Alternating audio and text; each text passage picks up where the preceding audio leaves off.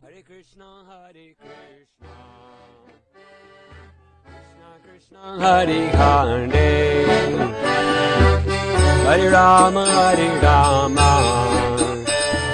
Rama Rama, Hare Hare.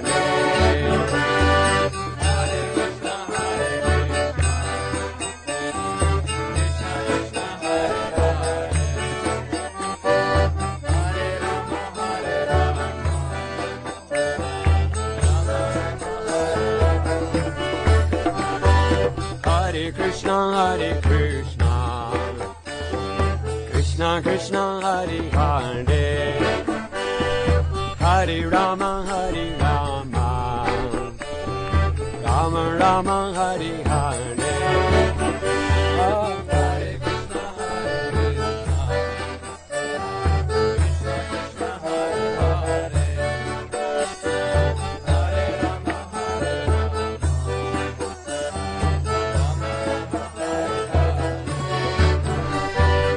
Hare Krishna, Krishna Krishna, Hare Hare, Hare Rama, Hare Rama, Rama Rama, Hare Hare.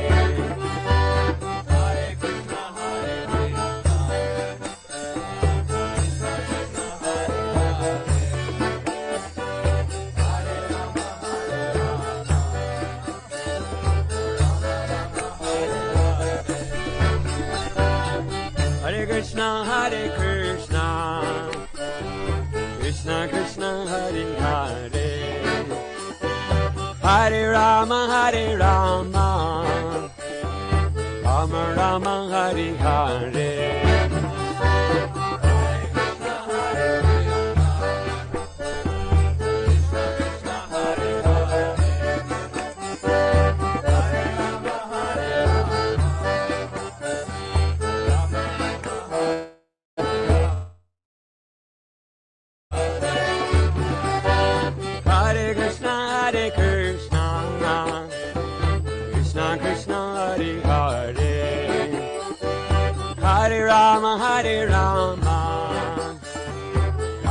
Rama, Hare Hare.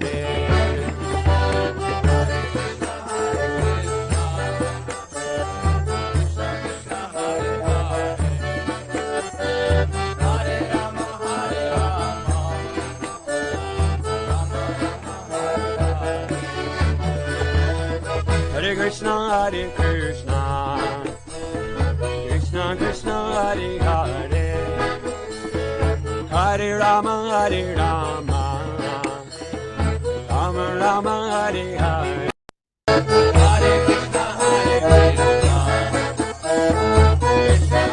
Hare, Hare Rama, Hare Rama, Rama Rama,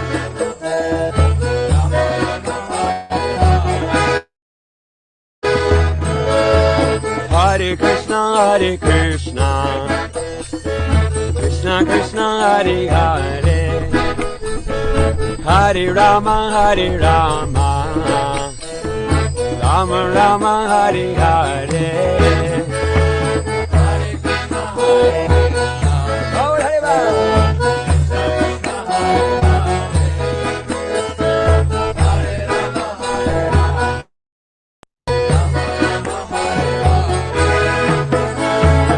Krishna Krishna, Hare Hare, Hare Rama, Hare Rama, Rama Rama, Hare Hare. Hare Krishna, Hare Krishna, Krishna Krishna.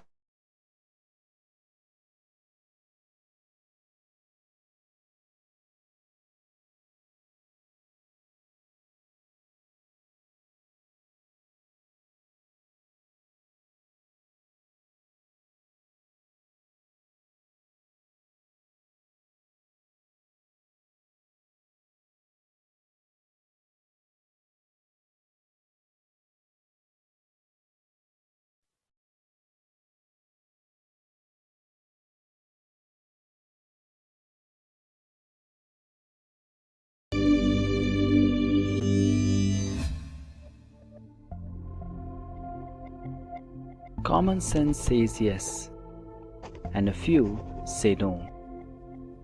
Since the year of existence of mankind, the believers have been challenged about the existence of God. The main argument of the non-believers has always been that there are no evidences to prove that God does exist.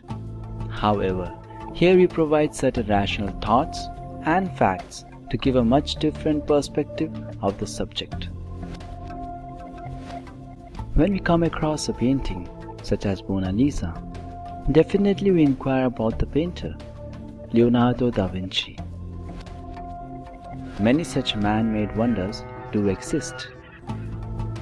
To name a few: the Taj Mahal, India; the Palm Jumeirah, Dubai; Dreamliner, Boeing 787, International Space Station Hotel, Oasis of the Seas, Burj Khalifa, cars, robots, phones.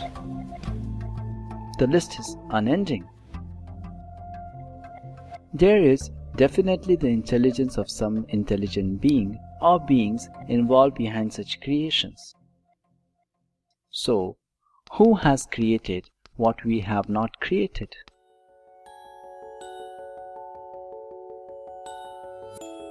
Such as the human eye. The human eye is among the most complex organs in our body. It perceives 7 to 10 million colors through a synaptic flash, that is, 1/10 of a second. Who is the designer and creator of the human eye? And also of many other remarkably wonderful things, such as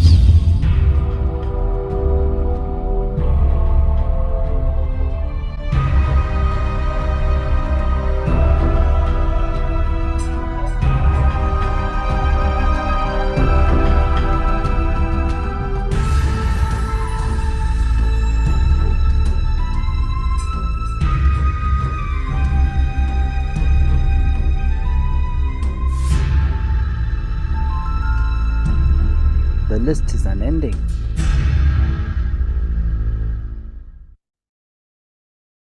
A complex design points to a deliberate designer.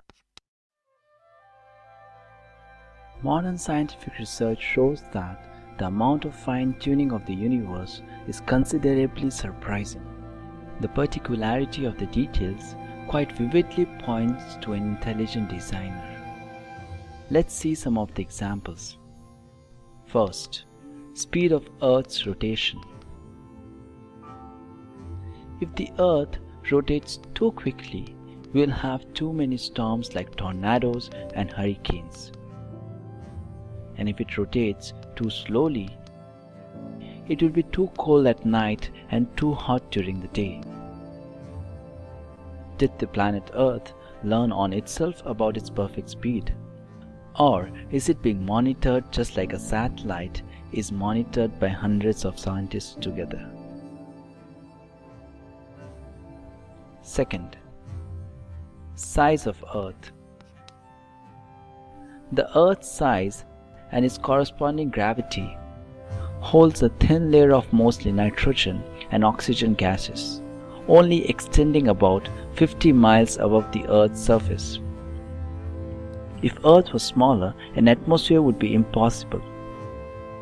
If Earth were larger, its atmosphere would contain free hydrogen, which would make life impossible. Who gave it the perfect size? Third, location of Earth. Although it revolves around at a tremendous speed of nearly 67,000 miles per hour, it manages to maintain its position at the exact distance. Furthermore, it's found that if the Earth were any further away from the Sun, we would all freeze. Any closer and we would burn. Who thus pinned the planet Earth at the exact fitting distance from the Sun? And that's just about one planet Earth in our huge universe. Similar observations have been recorded by the scientists for other such massive bodies. Who finally designed the entire planetary systems? Some of the scientists may say it just happened by chance. Does that sound like science then? Any sane man endowed with reason would question about the designer when he sees a good design. So in the similar spirits, we should inquire, where does the fine-tuned design of the universe come from? Order in the universe implies a smart organizer. When we reflect upon the nature of our world, we see order everywhere. The more we discover about the universe, the more we find that it is governed by rational laws. With our apt intelligence, we are trying to come up with the concept of symbiotic factory. Symbiotic factory refers to a system in which the waste of one factory, say A, is completely utilized by another factory, say B, as its resource or raw material, and the waste of factory B is completely utilized by factory A as its resource. Such a concept sounds ecologically brilliant and economically smart as a whip. However, it inevitably remains theoretical. But to the much of our surprise, such symbiotic factories do exist in the universe. One such arrangement is the cycle of respiration and photosynthesis. At every moment, we breathe in oxygen and give out carbon dioxide, which is taken in by plants, which continue to give out oxygen. Oxygen is life-sustaining, and carbon dioxide is life-destroying, if present in excessive quantity. There is a magnificent balanced system in nature which exactly takes in the waste product of respiration, carbon dioxide, and gives out the raw material for respiration, oxygen, through the process of photosynthesis. Can the best of the scientists make such a symbiotic factory setup, where waste product of one factory completely acts as the raw material for the other and vice versa? Now, since the universe has order and is governed by the laws of science, we should question how this order came about. Shouldn't there be an organizer behind all these complex arrangements in the nature? Speaking about the laws, uniform laws of nature connotes an intelligent lawmaker. Much of life may seem uncertain, but look at what we can count on day after day. Gravity remains constant. A hot cup of coffee left on a counter will get cold, and the earth rotates the same in 24 hours. How is that we can identify laws of nature that never change? Why is the universe so orderly, so reliable? The great scientists believe there are no logical necessities for a universe that obeys rules, let alone one that abides by the rules of mathematics. It is easy for them to imagine a universe in which conditions unpredictably change instant to instant. Richard Feynman, a Nobel Prize winner for quantum electrodynamics, said, "Why nature is mathematical is a mystery. The fact that there are rules at all is a kind of miracle." In our day-to-day life, we don't have any experience of a law which has not been made by someone. The forming of every single law and its enforcement is always governed by an intelligent person. So it's truly rational to infer that the universal laws and their strict enforcement imply the existence of a lawmaker. A creation undisputedly implies a creator. Now, if there is a designer, there is an organizer, there is a lawmaker, then definitely when we see the entire universe, we can infer that there is a creator. When even a paper rose flower needs a creator, then how can the real rose flower be created by no one?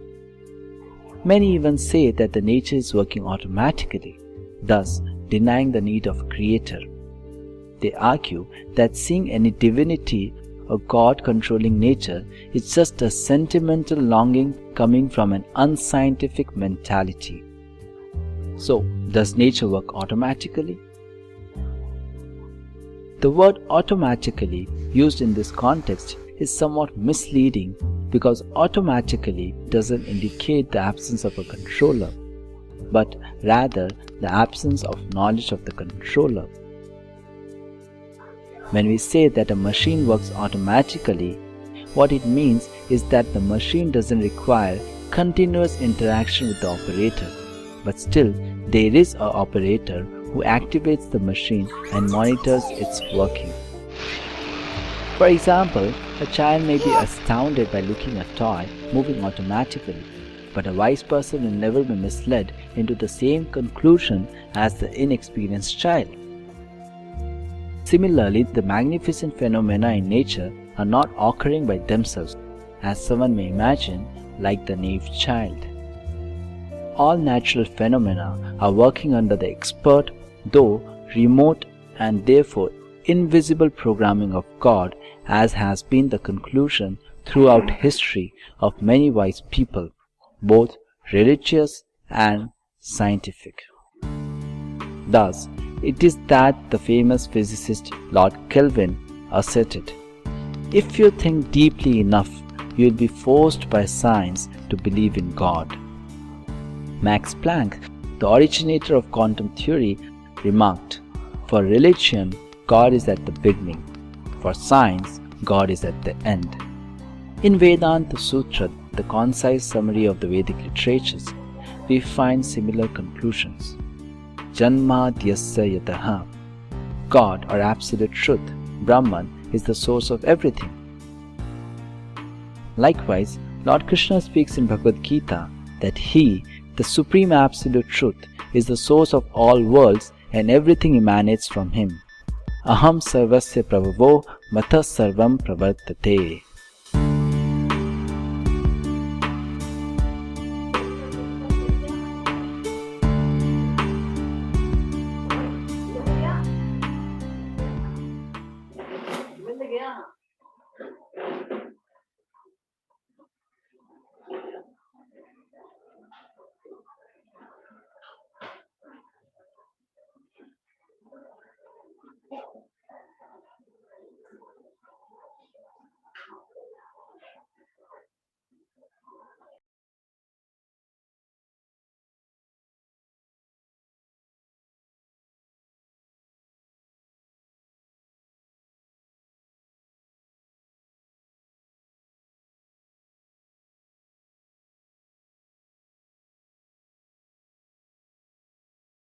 Hare Krishna, Krishna Krishna, Hare Hare, Hare Ram, Ram Ram, Hare Hare.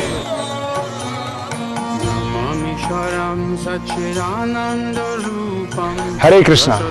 हम सब जानते हैं Covid pandemic के कारण ऐसे कई लोग हैं जिनके पास अब रोजगार नहीं रहा, खाने की कोई व्यवस्था नहीं रही और भूखमरी की समस्या भी आई।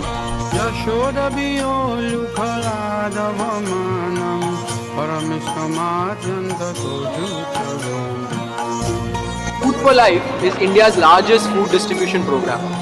It's the modern day revival of our ancient culture of hospitality and the belief in the equality of all beings. इस समय हमारे लिए परम कर्तव्य है कि हम उन लोगों की सहायता करें जिनके पास अभी रोजगार नहीं है, खाने की कोई व्यवस्था नहीं है और उनको कुछ खाने का अरेंजमेंट करके दें। श्रीला प्रभुपाद जो हमारे फाउंडर आचार्य हैं, वो चाहते थे कि जहाँ कहीं भी इस्कॉन मंदिर हो उसके 10 किलोमीटर के रेडियस में कोई भूखा ना रहे।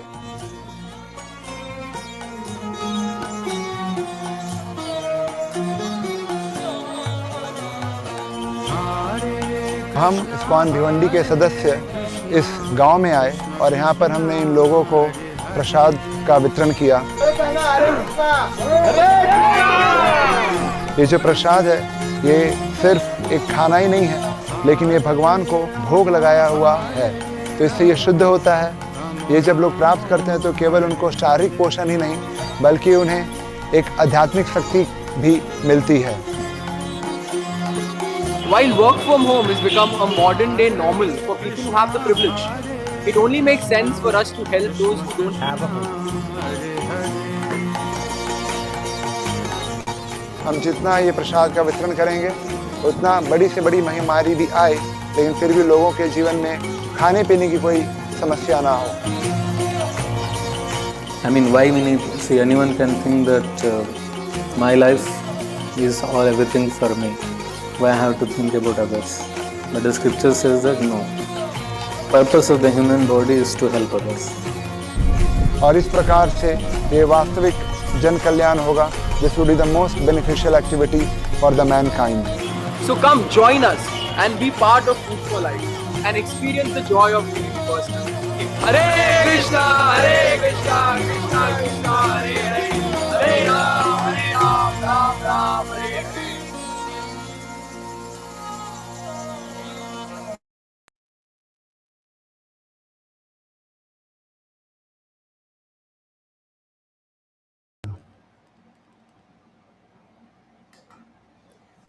Hare Krishna. We welcome you all on this journey of finding our lost happiness. आप सबका स्वागत है ये सेमिनार में.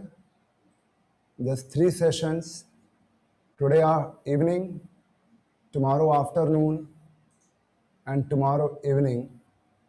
We are going to go on a journey which none of us have ever been before.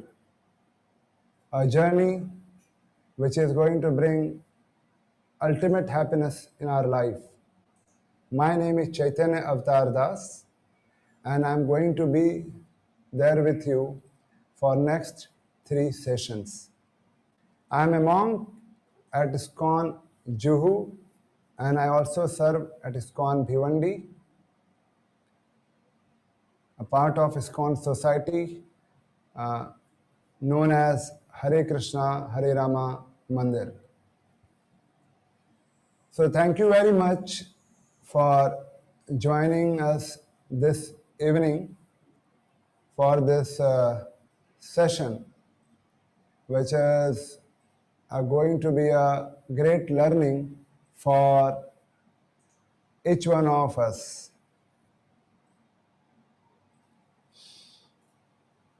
So before we start, we'd like to say few things about the session, how it is going to flow.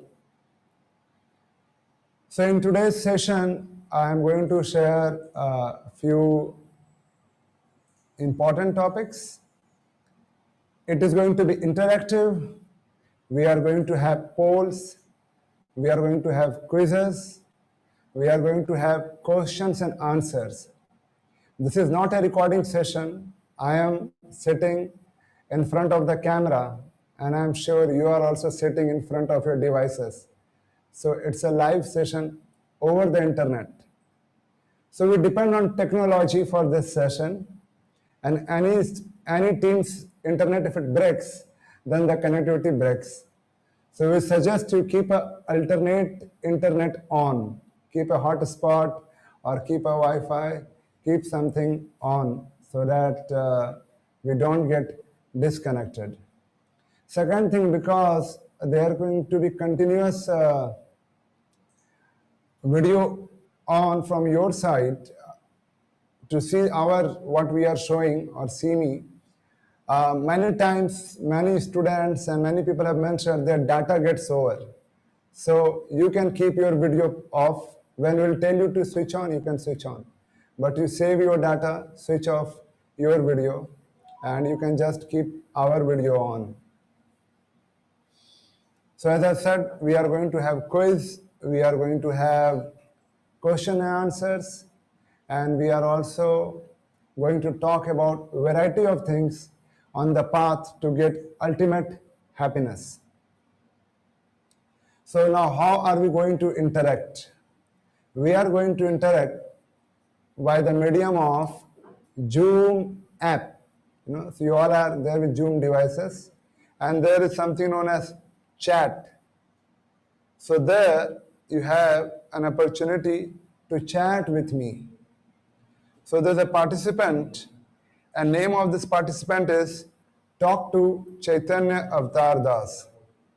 So as this participant, as I am using my phone, and I'm going to write something, and I request each one of you to respond to it, so we can set the way how we are going to interact. क्योंकि हमें बात करनी है, हमें interact करना है, ये कोई वन वे लेक्चर नहीं होने वाला है, but we would like to take your responses, we would like to do Zoom polls, we're going to make it interactive.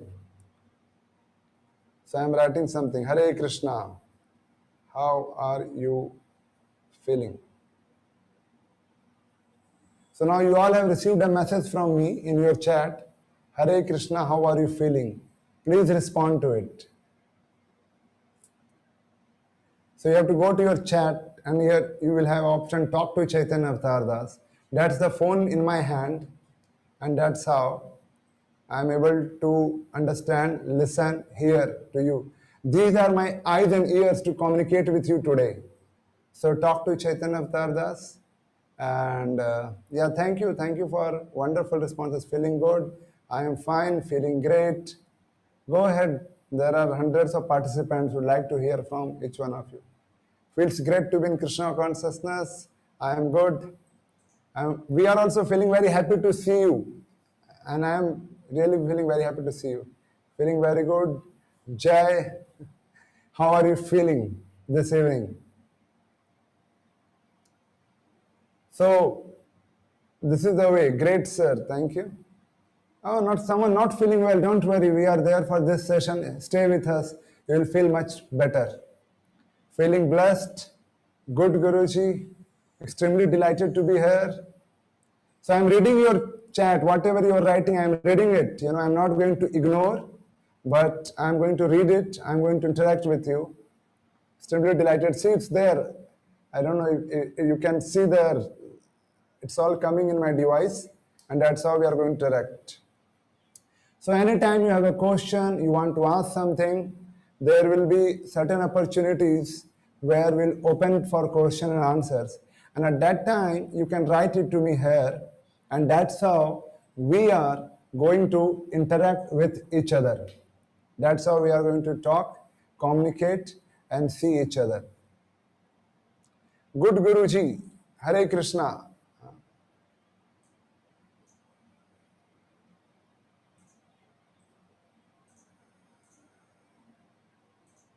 There is a quote, nobody is happy in this material world. It is full of miseries. If we say we are happy, it is the biggest lie. Well, different kinds of happiness we are going to discuss. Thank you for your inquisitive responses. Thanks to Krishna for providing this wonderful opportunity. So thank you once again to each one of you for such a warm response and so quick response on the chat. So I'm sure each one of you have now got this point, how we are going to interact, talk to Chaitanya Avtar Das, and whenever the phone is in my hand, at that time only I will be able to respond, because sometimes I am not going to keep my phone always with me, only during the questions.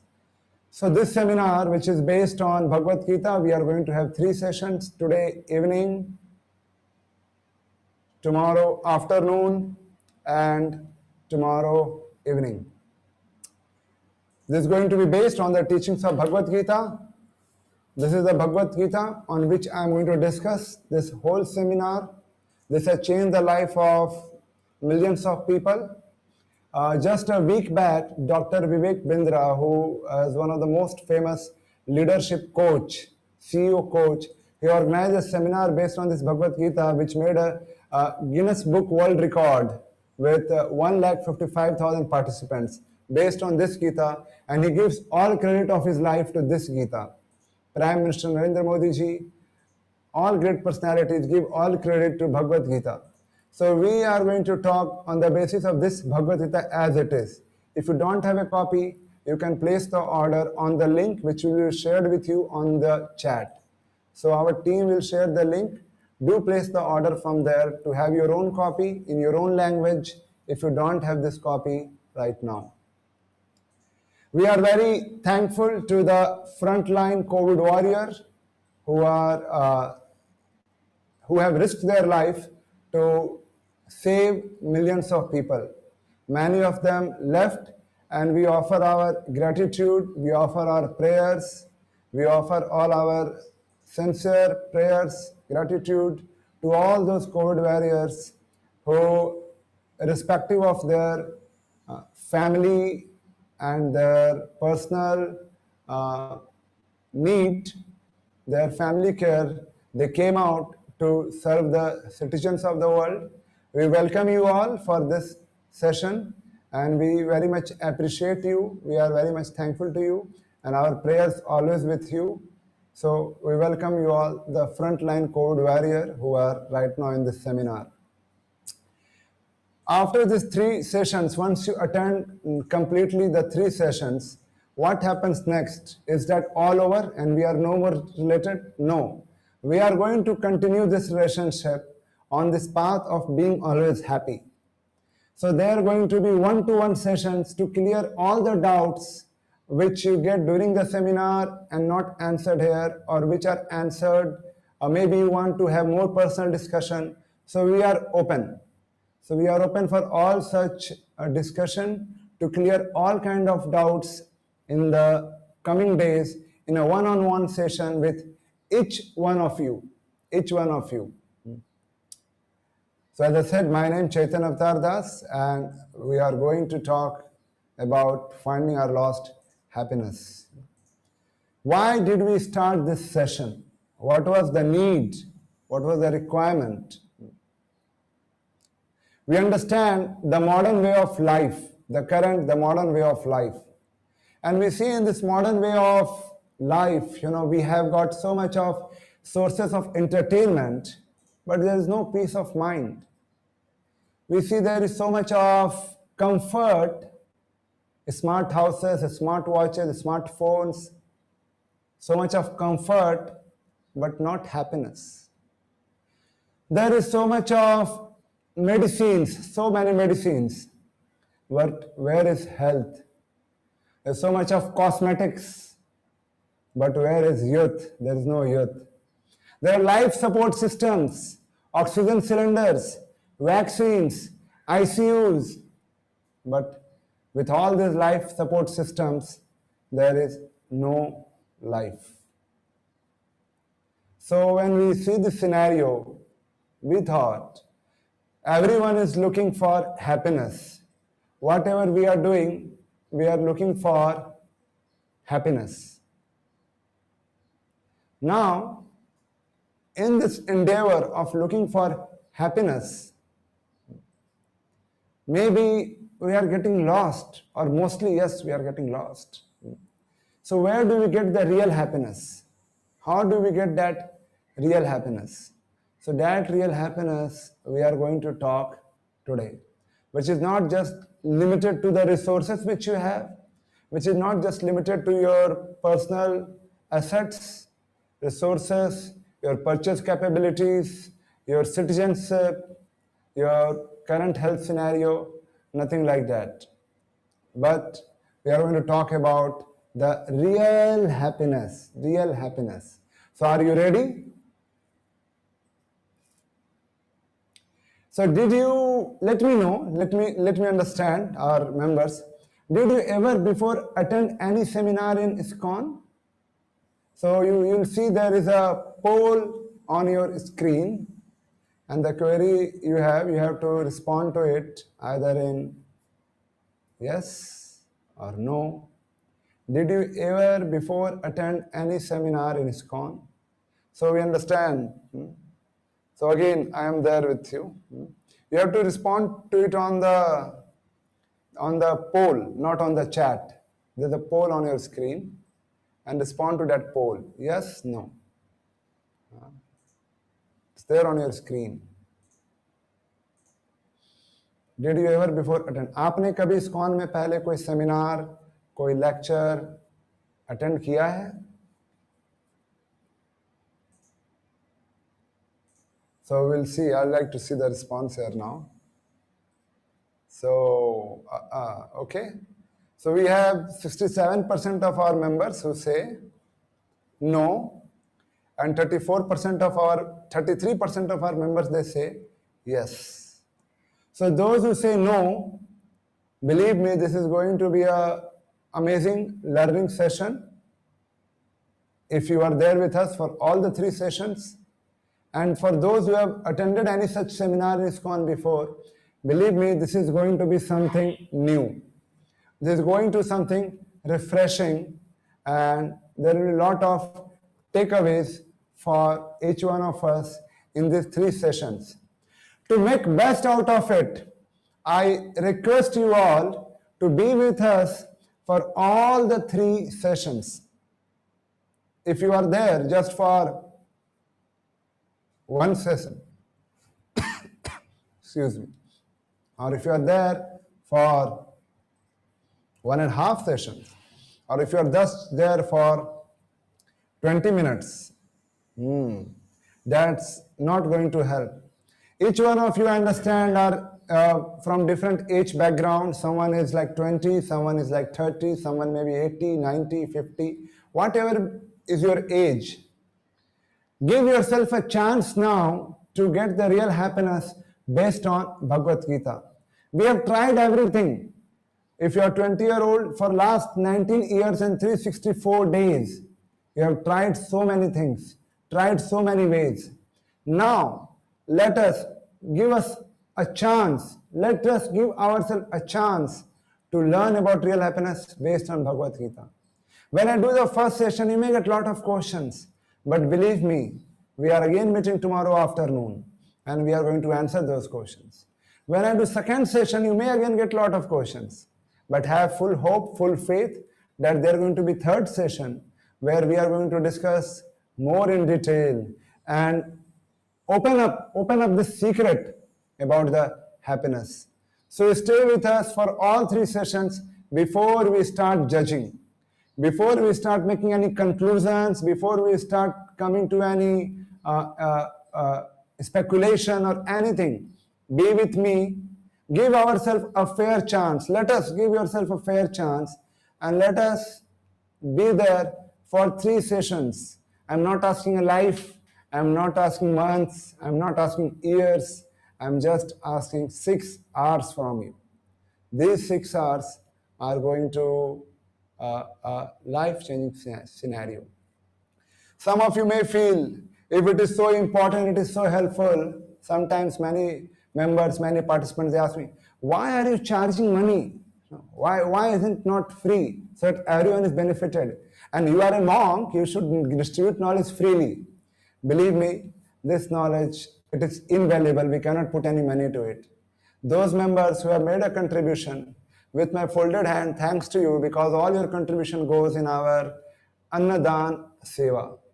For last 1 year, ISKCON, the International Society for Krishna Consciousness, has distributed more than 15 crore of free food meals all over our country, India. And our team has distributed almost 1,000 meals every day. That comes out to be almost 5 lakh free food meals in our city near Mumbai. And this is all because of the people who are generously supporting us, like each one of you. So every rupee which you have contributed for this session, believe me, is going to help someone. I am a monk. I don't have anyone up or down. There is no family around. You all are my family. So everything which you give goes again helping the society. Thank you so much. And let us go on this journey of finding our lost happiness. So, we all are looking for happiness. Whether we go to school or we are going to get a degree or we are going to get a job, earn money, everything. We just want to buy happiness. Now, what people think it look like, they think, I just grab some dollars or some euros and maybe I am married to the Miss Universe and my happiness will be like zoom, straight line. But is it so? Well, we think like that, but really it's not like that. It is different. If you see, the happiness curve is different. We don't do anything unless we don't get some happiness out of it. But sometime up, sometime down. Kabhi khushi, kabhi gum. Sometimes we try our best to enjoy, but something opposite only happens. So happiness is not like this.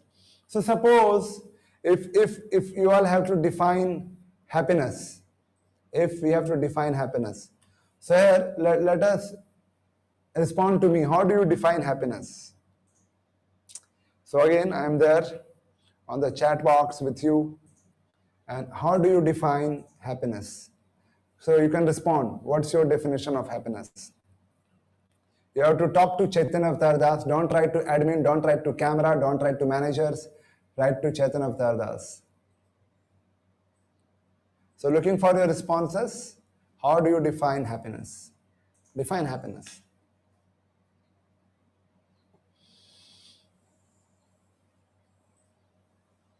Talk to Chaitanya Avtar Das, go to chat and write there. So here response comes, what gives us ultimate satisfaction? By satisfying ourselves and our surrounding. Real happiness is in chanting for me since almost a year now. Thumbs up for you. Things go in my way. A life without stress and anxiety. Happiness is our nature. It's within. Peace. To be loved. Having a family. Having someone to hug tightly. A state of mind where we feel completely free. To serve devotees and Krishna. What a devotional response. Something that we enjoy. The feeling of satisfaction and happiness. Sense of fulfillment. Like you have Flipkart assured, Amazon fulfillment, so sense of fulfillment. Happiness is an emotional state characterized by feelings of joy, satisfaction, contentment, and fulfillment. Whoa.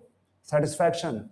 Happiness is in dreams coming true. What about when the dreams are done and what about next dream?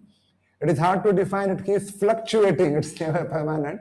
True. Being a state of happy and satisfied mind. Happiness is in Abhishekam Seva to Lord Krishna. Whoa.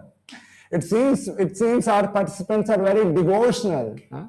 That's very easy for me when we participants are very devotional. Happiness is in my mom and dad. Happiness is my eternal feelings. Happiness is the key of success. And help some needy people, it is real happiness. True, when we distribute this food, we distribute prasad, we really feel very happy when we go and give out to the people. Sowing other life is full of happiness is our happiness. Happiness means to tell loudly, Radhe, Radhe. It is actually happiness for you. Well, then you are done. Happiness is to find in real soul some work which I want to do again and again and gives me joy. Very true.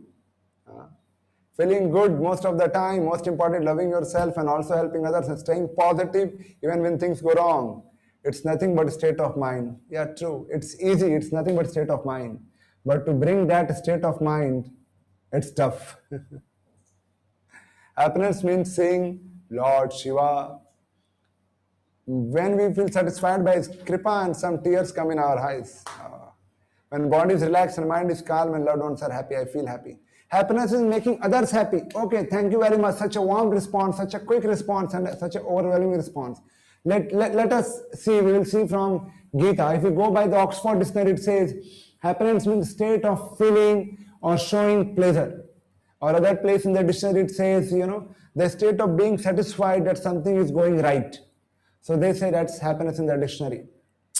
Well, we think we will be happy. We think we will be happy, if we have money, better than sunshine, sweeter than honey. Na baap pada na bhaiya, sabse bada rupaiya. So people think if I have money, I'll be very happy.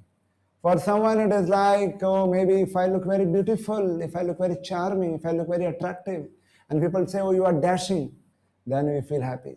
For someone, when they become famous, they feel happy. Like, when I was asking the same question in my last seminar, and one of the participants says, when my signature becomes an autograph, I will be really happy. For someone, it is education to lot of degrees, to have lot of MBA, PhDs, and multiple degrees.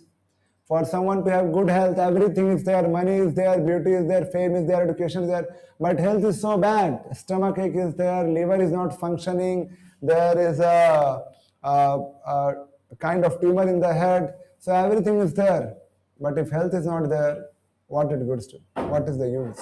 Someone may say, no, if I have money, education, beauty, fame, I will be healthy. No, if this would have been there would not be hospital like the hospital by the Ambanis, where the people, all the higher section, the richer section of society go there because they do fell sick. And then you have Kokila Ben Ambani Hospital, and we have got all kind of Asian Hearts and everything, where everything is package based. So health. So like that, we feel happiness. And outside in the advertisement industry, they define happiness only a pair of shoes away. The Coca-Cola company, they say, open a Coke, open happiness. Maggie says happiness is homemade. Jappos, they say they are delivering happiness. So many people outside talking about they are bringing happiness. Are they? Are they? Well, not. If so, then the situation would have been not so bad the way it is right now. Some people say, happiness is just like you get your maybe a Mercedes, BMW, Audi, or the happiness toolbox, or happiness quest, or there is a happiness sale. Happiness sale. But is it so? Is it so? So many products around us advertising happiness. But what is real happiness? Many of you have mentioned in the chat box, what is real happiness? Real happiness is something which is permanent. Something which is permanent. Something which is ever increasing. Something which is ever increasing. Something which can be shared with others. And something which has a variety. Like, I am going to quote Bhagavad Gita because the seminar is based on Bhagavad Gita. So I am going to quote Bhagavad Gita. I am going to show you shlokas of Bhagavad Gita.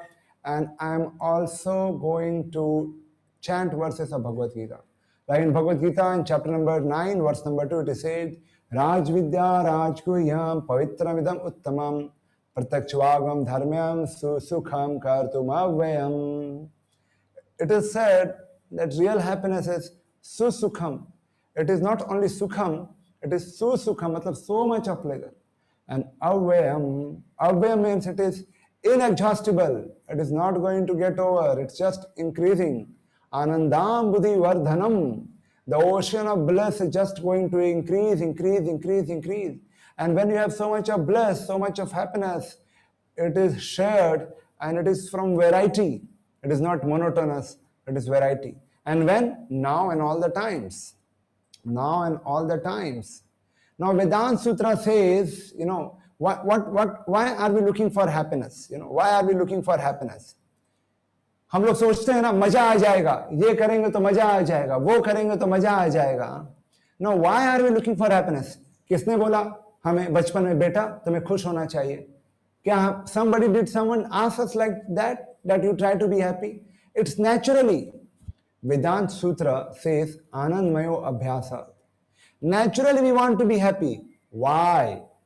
Why are we looking for happiness? In fact, everyone is looking for happiness. Whatever we are doing, we are looking for happiness. So that question comes, why are we looking for happiness? We are looking for happiness because we have something which is known as real identity, which is covered, and because it is covered, we are not getting real happiness. And every time we are looking, क्या मैं इधर खुश रहूंगा? क्या मैं उधर खुश रहूंगा? Just like the moon is covered by the cloud and you see the light of the moon get diffused around the cloud and we don't see the moon directly, in the similar way, the real happiness is missing. So any kind of body, whether it is animal, humans, birds, flies, mosquitoes, fishes, creepers, anyone, everyone, they all are looking for happiness in whatever they do. So every species is pleasure seeking. Why? We'll see it ahead. So there are various sources of happiness, and all these sources of happiness we can put it into two categories. One is material happiness, and one is, as you see on your screen, spiritual happiness. Material happiness, or we call it relative happiness, is something which comes from the senses, like our eyes, nose, ears, and the other one is mind. You know, like sometimes someone is playing a video game, or someone is writing poetry. Now a guy who is doing video game, he's just sitting and is playing video game, is enjoying the video game so much.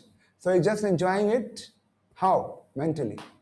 Then there is something level of intelligence, like someone playing a chess, or someone who likes to solve scudos, crosswords, mathematic puzzles, all kind of things. So there is a happiness on the level of intelligence. And there is a happiness on the level of ego. मैं क्षत्रिय हूँ, मैं ब्राह्मण हूँ, मैं प्रधानमंत्री का बेटा हूँ. So an identity or an ego which brings us happiness. And the next is real or spiritual, which is experienced by the transcendentalist or spiritualist. Now question comes, can I be a spiritualist when I am working? Can I be a spiritualist when I am working? When I am a housewife? When I am a student? When I am a retired person? Can I be spiritualist? Or do I need to go to Himalayas? Well, you can be. You can get real happiness. You can be spiritual. We'll see ahead. We'll see all this going to reveal step by step. For some things we are going to brush the basics, and then we are going to build up a whole foundation on which we are going to learn about real happiness. So when this foundation is being built up, don't break your foundation. So stay with us, stay tuned to be on the journey to find the real happiness or lost happiness. So in Bhagavad Gita it is mentioned, as you see, ये ही संपर्श जा भोगा दुःखयो अनया एवते आद्यंतवंत कौन्तेय नातेषु रमते बुधा. What does this mean? You see here, any happiness, now it talks about the material happiness or relative happiness which comes from senses, mind, intelligence, ego. All this which comes from senses, mind, intelligence and ego. What it says? Samparsa ja bhoga, the enjoyment which comes by contact with material senses. Dukkha yonya evate. Dukkha yonya. You see the second line, it says dukkha yonya. Dukkha means it is going to give misery or distress. Adyantavanteya. Adi means it has got a beginning, and anta means it is going to have an end. Nateshu ramate buddha. And those who are intelligent, they never take delight in it. So, are we not intelligent? We are going to become more intelligent, better than what we are. So we can write the qualities of material happiness. We can understand material happiness is temporary. Suppose you love gulab jamun. Suppose your favorite dish is gulab jamun, and you got to have, say, gulab jamun. Now you love, and the dish is in front of you with hundreds of gulab jamun. You pop in one and you say, oh, so nice, I got a gulab jamun. You got second one, so nice. Third one, so nice. Now you're done now. Can you still get happiness after 2 days remembering that I had gulab jamun 2 days before, and now suppose if you have to fast? No. So it is temporary. It is limited. If you love gulab jamun, maybe you can have 5, 6, 7, 10, 20. After that, if gulab jamun is in front of us, we'll feel like vomit. We won't able to take in. And if somebody pushes the gulab jamun in our mouth, we'll just vomit out. So it is limited. Temporary means how long, limited means how much. Suppose you like a movie. You may watch it once, twice, thrice. Now suppose if we are tied to the chair and told to watch 100 times, we'll close our eyes and say, no, no more, I can't take it. It's limited.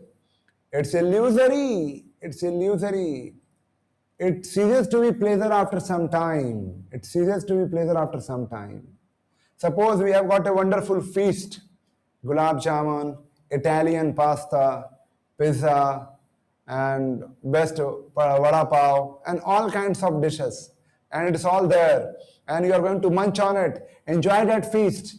And then you suddenly come to know, a phone call comes and it says, due to some reason, due to COVID, your very near dear one has left the body.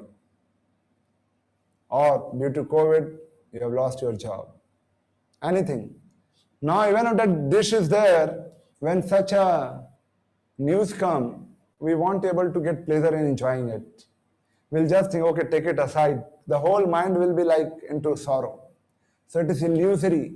The same dish which was going to give pleasure a moments before, after that phone call, there is no more pleasure from it. So that's illusory. There's a duality. What is going to give pleasure now? Adyantavanta. It is going to give miseries as well. How? Say you have got a mobile phone i12. Is that the latest one? iPhone 12 is the latest one. An iPhone 12, you got it from the store. You switched it on, and some or other you found after using 2 days that it is too slow. And you are calling the call center and they are saying, okay, sir, now COVID is there, you have to wait for a week, we have to take appointment. And you think, Baba, I paid 1.5 lakh rupees for this phone. And now I have to go into this, what is this? I have to get into the queue and I have to take appointment. So something which gave us pleasure, suddenly now it gives misery. Sometime a child is born, so much of pleasure for the parents. The parents raise their child with all love, care, emotion, devotion, everything. When the child grows up and becomes little more younger, adult, and parents become old, sometimes it tells to parent, please go and stay in old age home, I can't take care of you anymore. The same pleasure which was coming from that son, now it gives so much of pain. Oh, this son is giving so much of pain. So we have experienced in our life. We wanted people. Sometimes people say, I can't live without you. I just want to get married to you. I can't sustain my life without you. And once they get married, then they say, I can't live with you. It's called love in first sight and divorce in first fight. So it's illusory. Same thing which gives pleasure is also going to give pain. And it's going to be duality and illusory. So I said talk about duality, and it is addictive. It's going to be addictive. Sometimes people have tobacco, people have cigarette, people have alcohol, and they think, oh, it's so nice, I enjoyed it. But they enjoyed it, but it becomes addiction. They enjoyed it, but it becomes addiction, isn't it? Later on, we become slave of it. We feel, now I can't continue my life without going by this. I can't have my life until I don't get some drugs, substance abuse.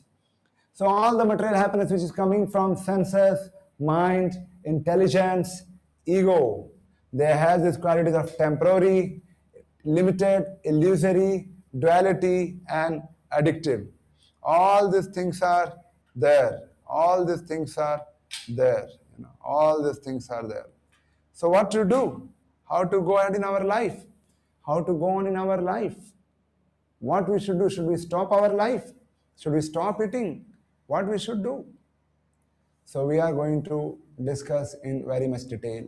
but I gave you a brief idea of the material happiness, which is temporary, limited, illusory, duality, and there is an addiction. We don't want a pleasure which is illusory. We don't want a pleasure which is limited. We don't want a happiness which is temporary. We don't want something which makes us slave and we become addictive. So that is how Gita talks about Adyantavanta Kaunteya Nate Shuramate Buddha. Those who are intelligent, they don't take pleasure in this. So what do? We'll see it ahead. This is a research by a scientist, French scientist Fabre, who kept some caterpillars. Who kept a caterpillar, where did he keep? On the rim of a vessel, and he kept some food in the middle. So because he kept some food in the middle, the caterpillars naturally, it is like they just follow each other. They instinctively just follow each other. So all these caterpillars started following each other and going round in the round and round and round, missing the food which was kept in the center. And finally they got exhausted and they died, just following one another. Is it that in our life we are following someone blindly? Is it that because we think, oh, if this guy is going on this path, let me go on this path. Oh, maybe this guy is going on that path, let me go on in that path. Is it that? Just because we are doing something doesn't mean we are going anywhere. Just like these processionary caterpillars will just moving and exhausted, missing out the food in the center. Is it that in our life we are just trying to imitate someone, we are just trying to copy someone, and we are missing on the real thing, the real center? We'll see that. It should not become like processionary caterpillars. And if our life just remains concerned with relative happiness, if we are just remain concerned with relative happiness or happiness just related to senses, mind, intelligence and ego, and only this much, then such kind of happiness may bring disaster in our life and it may bring disaster in the life of others. It may bring disaster. Because what may be happiness for me, for my mind, for my intelligence, for my ego, that can be a nightmare for someone else. That can be a big disaster for someone else. Like you see terrorists, when they do some kind of terrorist attacks. And now those terrorist attacks, when they are successful, that gives so much of happiness to those terrorists. But that kind of attack brings nightmare. It brings disaster in the life of thousands of people, millions of people, isn't it? It can lead to. So something maybe, it is going to give me happiness. I'm going to be really happy by shooting thousands of people dead. Is that happiness? Yeah, for someone it is. But it can lead to misery in life of one and others and many, many more. So we need to understand what is real happiness. How do we get real happiness? Now, to get real happiness, we need to have real knowledge. We need to get real knowledge. And how do we get real knowledge? So let us, I would like to know what are the various ways we are getting knowledge. You can respond to me. You can write to me, talk to Chaitanya Avtar, and how to get that real knowledge, how to get it. Or what are the ways we are gaining knowledge in our day-to-day life. So my device is with me, and I am there with you. So how do we get real knowledge? Questions I am going to take later on. Right now, let us interact. Okay, we get knowledge by reading books. And how do we get knowledge? What are the various ways of gaining knowledge? We need knowledge, but what are the various ways of gaining knowledge? Reading books, reading Gita, spiritual study, life teachings, with the association of devotees, facing challenges of life, experience. Oh, I have a very devotional participants. What are the various ways of gaining knowledge? Learning from a teacher, study oneself by spiritual guru, following a guru, experience from life. More ways of gaining knowledge. Yeah, experience of life. Meditation, intuition, expertise by reading books, association of devotees. We can get knowledge from everything. Reading Bhagavad Gita, various ways. By reading books. All right. So actually we are gaining knowledge and there are various modes of acquiring knowledge. If we have learning and lessons attitude, When we know deeply, then we take actual happiness. Okay, all right. Thank you for your responses here. Let us now listen to me. Various modes of acquiring knowledge. So there are various ways to acquire knowledge. Whatever you told, we can put all in three categories. Something which you know the direct experience or pratyaksh praman. Direct experience or pratyaksh praman. Like someone says, seeing is believing. Second is observation-based theories or anuman praman. And third one is hearing from an authority or shabda praman.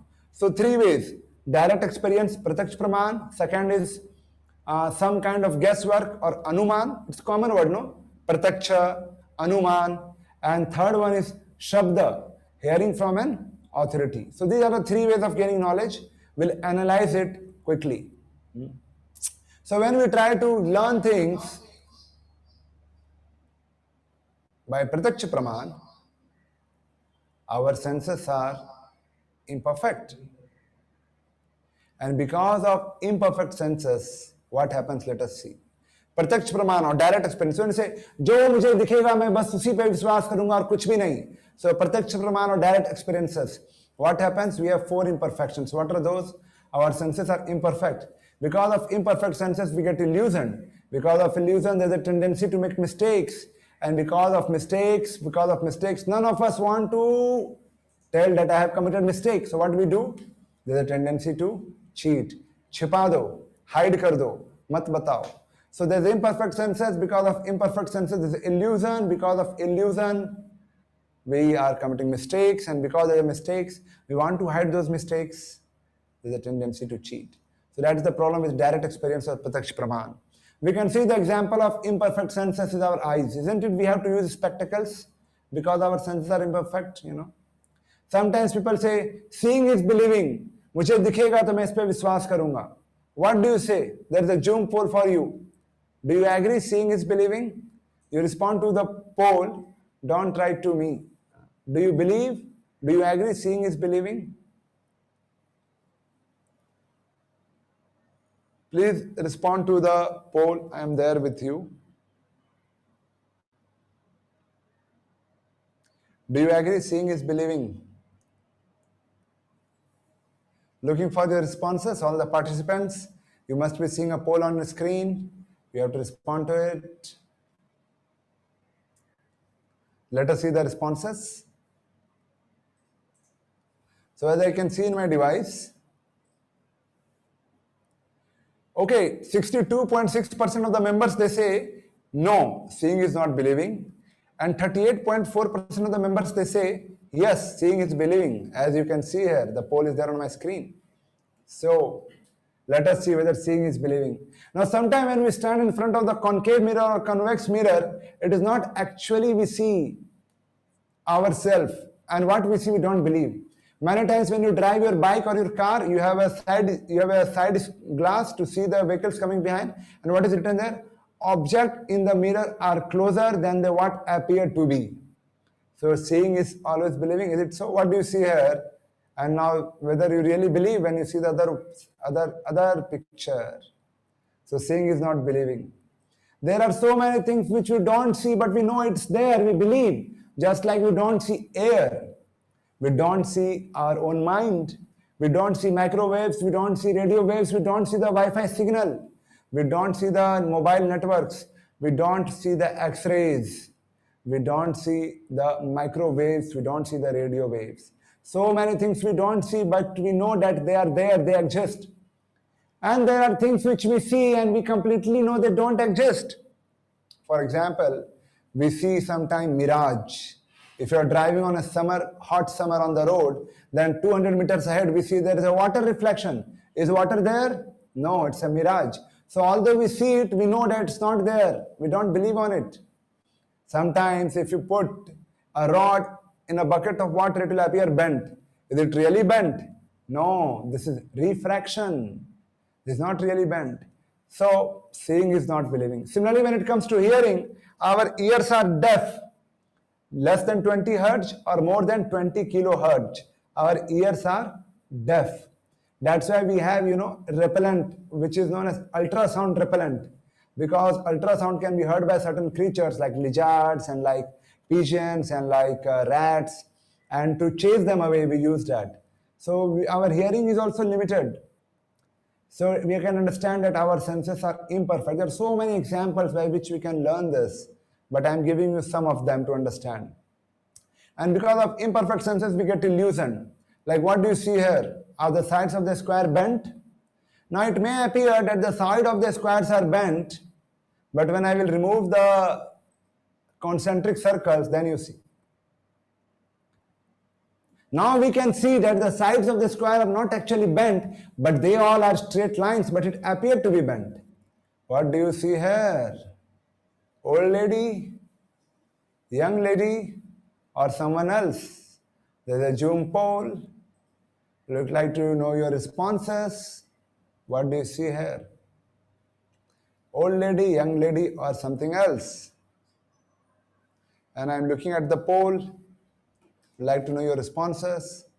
Go on the poll, and what do you see here? Old lady, young lady, someone else, something else. Let us see the responses.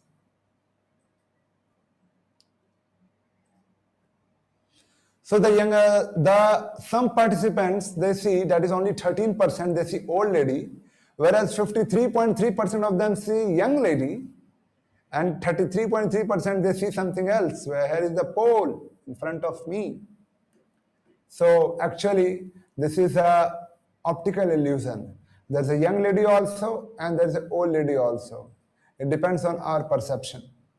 Now, similarly, when you see here, are the lines, are they converging or they are straight? Now, it may appear that they are going to converge, but actually they are not converged. When we remove all the square blocks, then you'll find that they all are actually parallel lines.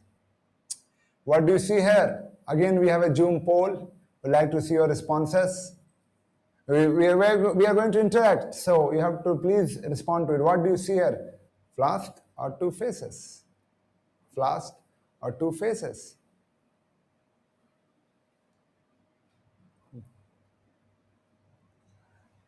So again, let us see the responses.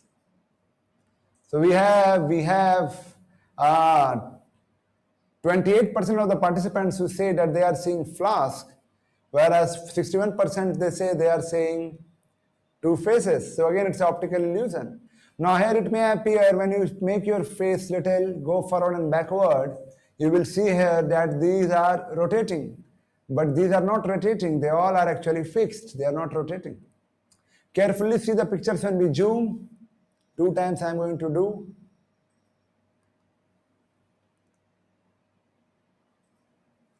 So when you see while zooming, the experience is completely different.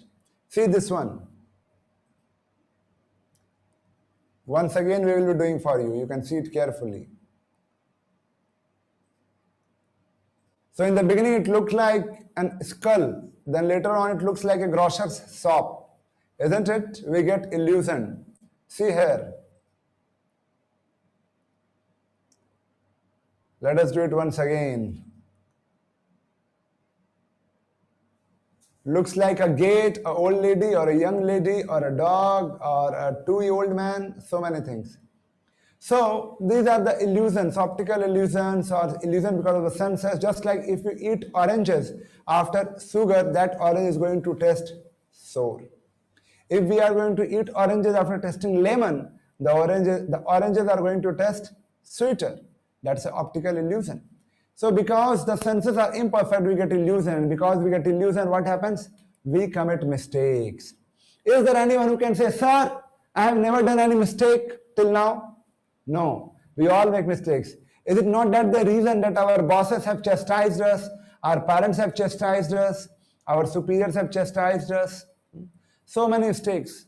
Like it's a true story in Europe. It was in the early 90s when there was a plague. The scientists, they did research and they thought the plague is happening because of the cats. Let us kill all the cats. They started killing all the cats, and further researches showed that actually plague was happening because of the rat. Now the scenario was such that all the cats were killed and the population of the rats were multiplying because of some mistake in the research. In the development of the medical science, earlier they thought that the master gland or the pituitary gland or the master gland was considered to be a vestigial organ, something which is of no use. But over the period of researches, it was found that actually it's not a vestigial organ which is useless, but it is actually a master gland.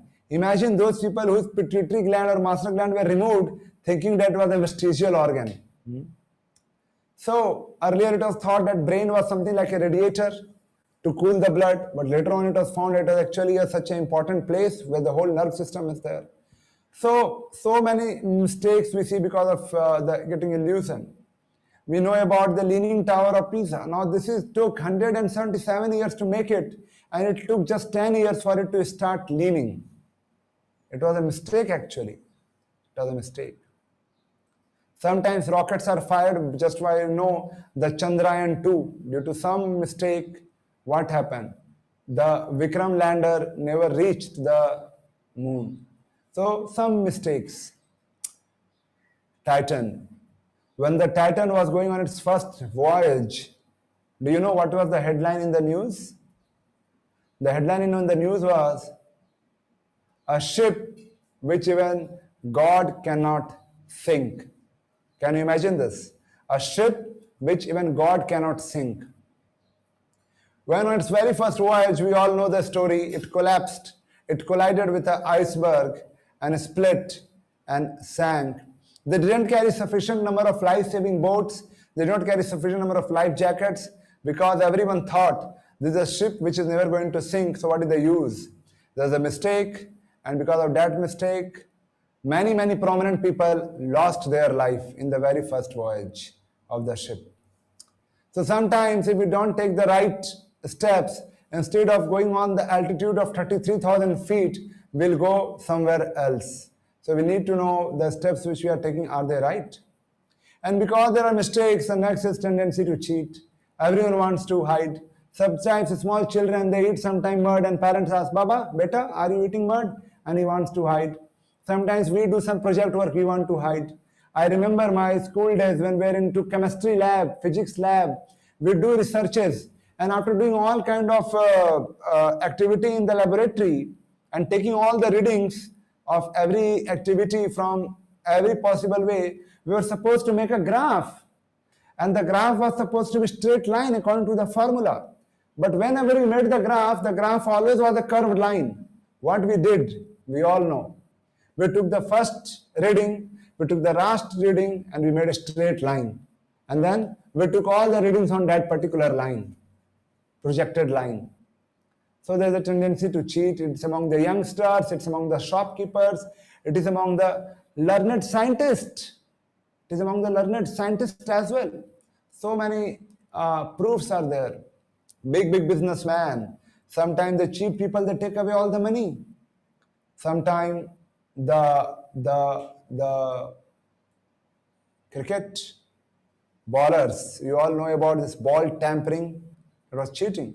That's why there's an anti-dope test also for the athletes and for everyone who goes for the big championship like Wimbledon and all those things. Why? Because they know there's tendency to cheat. We know about so many big businessmen who committed big level of scandals, and they are behind the bars. We always hear about all the scam. Now it is so unfortunate that we are hearing about even the COVID scam, the COVID vaccination scam. It is so much in the news.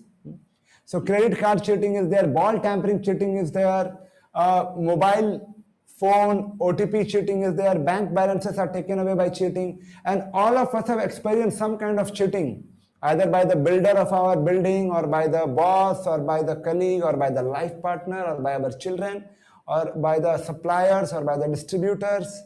Someone, at the end we feel cheated because there is a tendency to cheat. So all these things we are seeing in the nation happening. It's not that I'm taking something from the here and there. And we don't know what's next going to come. Already things have become so worst.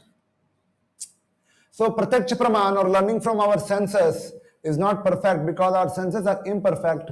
We have 4 inherent defects. What are those? Imperfect senses, which leads to tendency to get illusioned, because of which we commit mistakes, and there's a tendency to cheat. Hence the conclusions may or may not be true.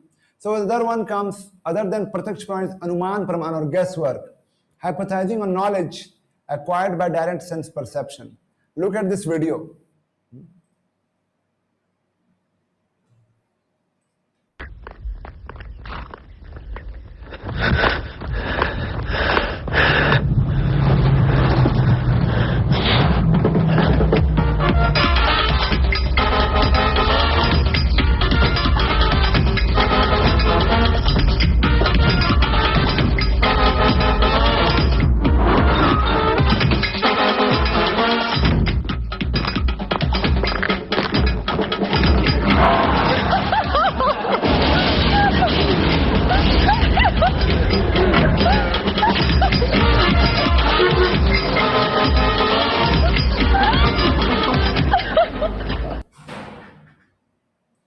So that's Anuman Praman or guesswork.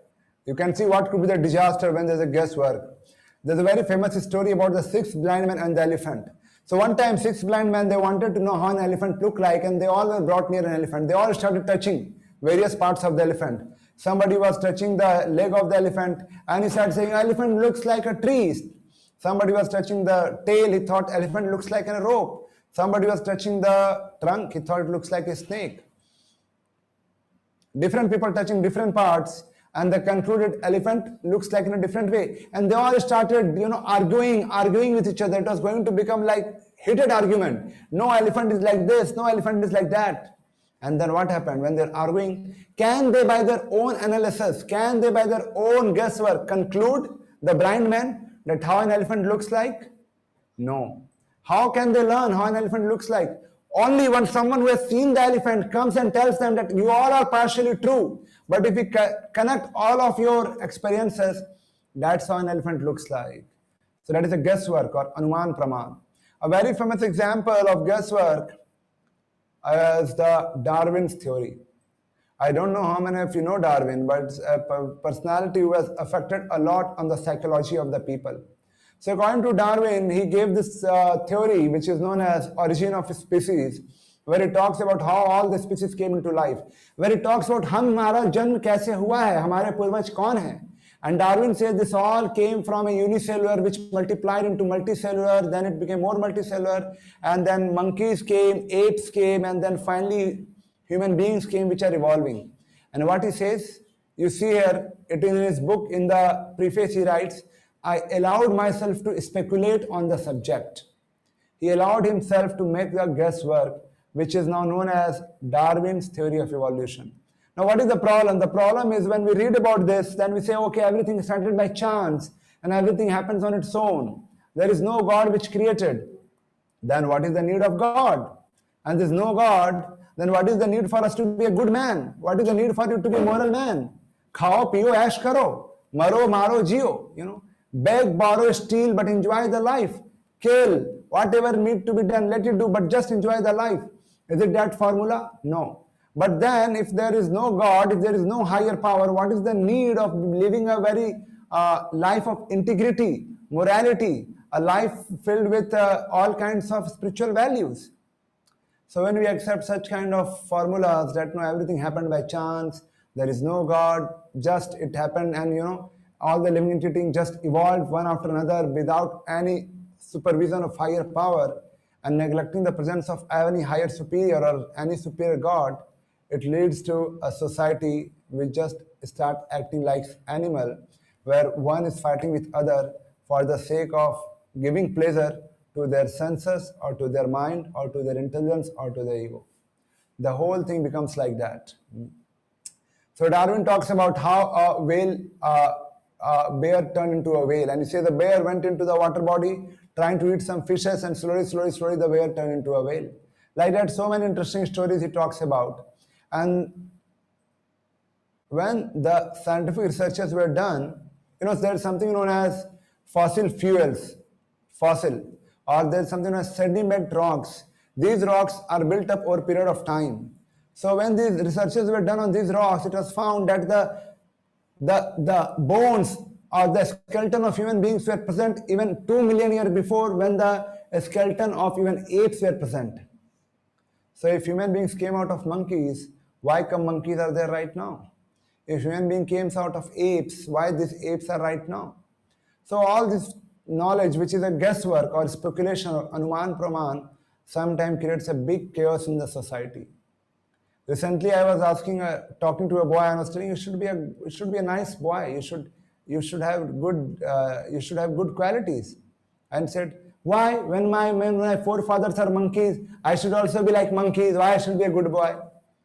So you just imagine what kind of consciousness is developing. There are so many books which talks about how so many scientists who are firm faith in the Darwins created something which was actually kind of cheating, created something which was kind of the fossils, or created some kind of skulls, or created some kind of proofs which were actually tampered so that they can prove the Darwin theory. But later on these books came like Forbidden Archaeology, The Hidden History of Human Race, which talks about no, human beings were always existing. So this is Anuman Praman or guesswork. So when our life is just based on Anuman Praman or guesswork, or just based on Pratyaksh Praman, direct experience, we can never obtain complete knowledge via these two methods. Because it is Anuman Praman, it is a guesswork. It is dangerous to operate a machine with half knowledge. Suppose if we are given a very complex machine, but we don't know how to use, it's very dangerous. Hence, we don't experience complete happiness even with money and comfort. So there are people who have a lot of money, but still there is no happiness. When I take certain names in this seminar, it is not to defame them. It is not to point out to them. It is not to make their fun. But when I take certain names of personalities in this seminar, it's just to bring to you something which is going on in the news. And I'm just sharing that news with you. So we know about the richest people of the world who are getting divorced or who got divorced. Was there no happiness for them with their current wealth, with their current name and fame? Personalities like who own Amazon and who own Microsoft, at their peak age, when they are in their 50s or late 50s, they are divorced when they already had a 20 to 30 years of married life with someone and children. Still, can you imagine what could be the trauma in the personal life that they have to file divorce and shell out so much of wealth with their previous life partners? In India, there are more than 5% of the people who are under depression. Now you can imagine what would be the percentage of that. It is said that 42.5% of the corporate, they suffer from depression. These are the facts which you can get on the Google by the government agencies.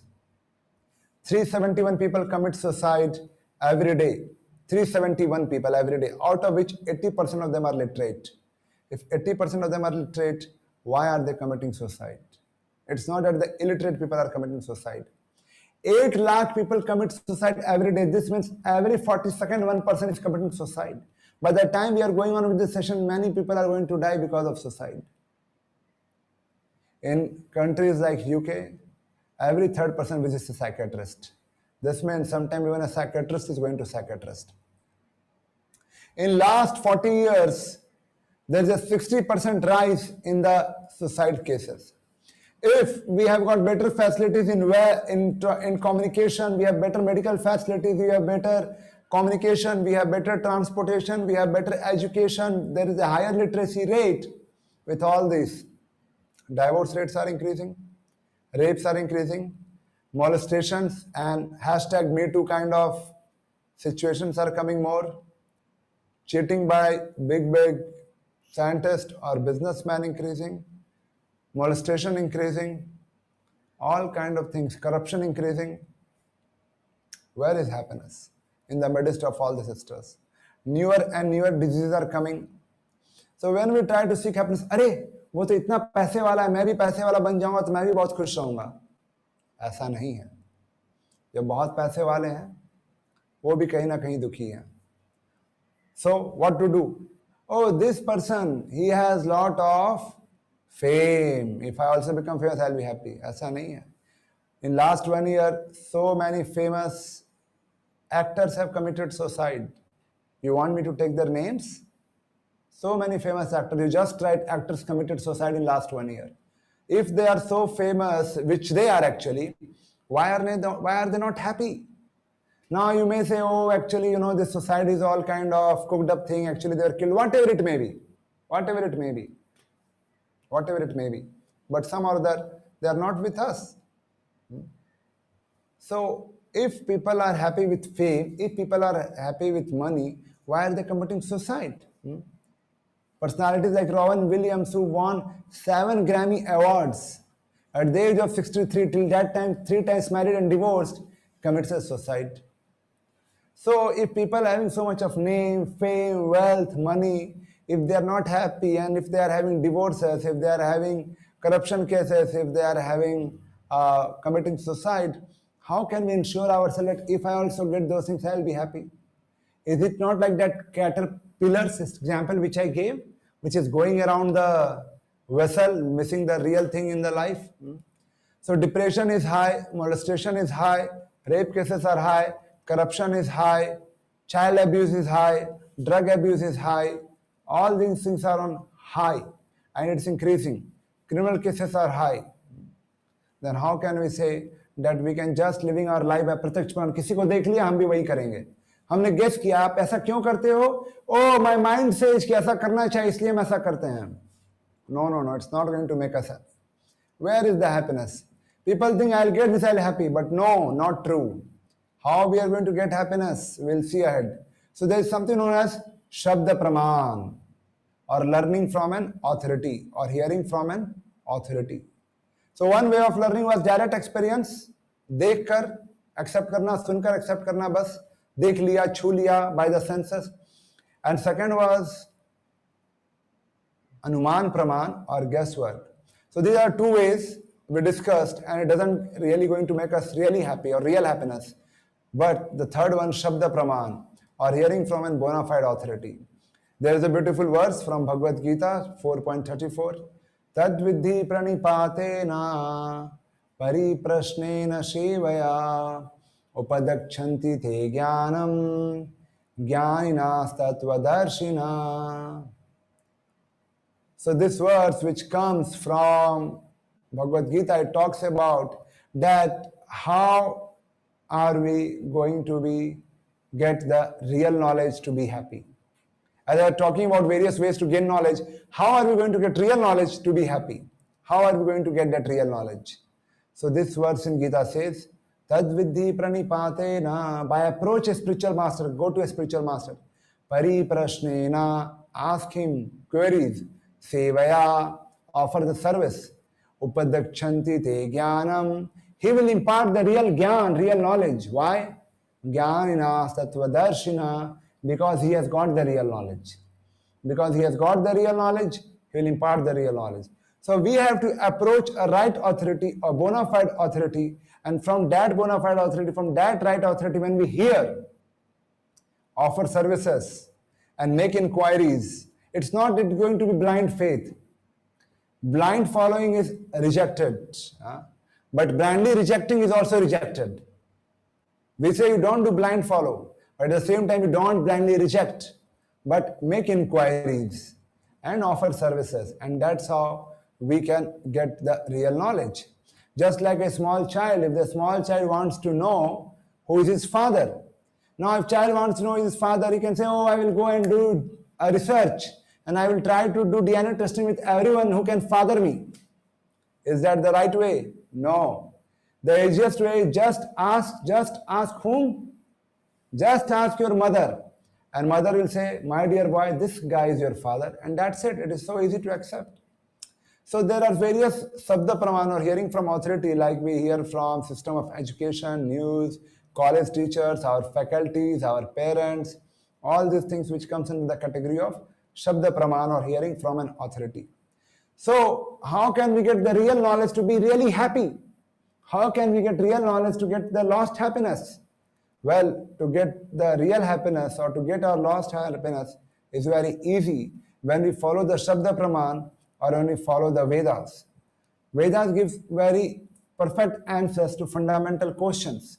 And these Vedic knowledge is coming to us from the oral reception by the great sages who come in a Guru Sishya Parampara. Guru Sishya, Guru Sishya, Guru Sishya. This is a Parampara. As you see here on your screen, it's a Parampara. And these are perfect personalities, perfect teachings which is coming down to us. And we learn from these teachings, we get real knowledge. These teachings, they were put into writing 5,000 years back by Ved Vyas, a great sage. And these give answers to very fundamental questions of life. Who am I? What is my real identity? Am I Mr. Sharma? Am I Mr. More? Am I Mr. Gagyan? Am I Mr. Tumma? Am I Mr. Vaswani? Who am I? What is my real identity? Am I Indian? Am I Punjabi? What is my real identity? Where have I come from? Did I come from Mumbai? Or I have come from Uttarakhand? Or I have come from Andhra? Or I have come from Hampi? Or I have come from Delhi? Where did I come from? Or I have come from some other world? What is the purpose of life? Is the purpose of life just to make money and be happy and get married and have children? Or there is some higher purpose of the life? Where will I go after death? Of course, we all are going to be on the woods after the death, or maybe into a coffin. But where will I go after death? What's my destination next? When we are in certain building, we think I will shift to 2 BHK. When we are in 2 BHK, we think I will shift to 3 BHK. From 3 BHK, we think let me have a beachside bungalow. When we have beachside bungalow, then I heard people are booking property on moon. But what after death? Where will I go? How to get real happiness? All these questions are answered. All these questions are answered. Where are they answered? In the Vedas.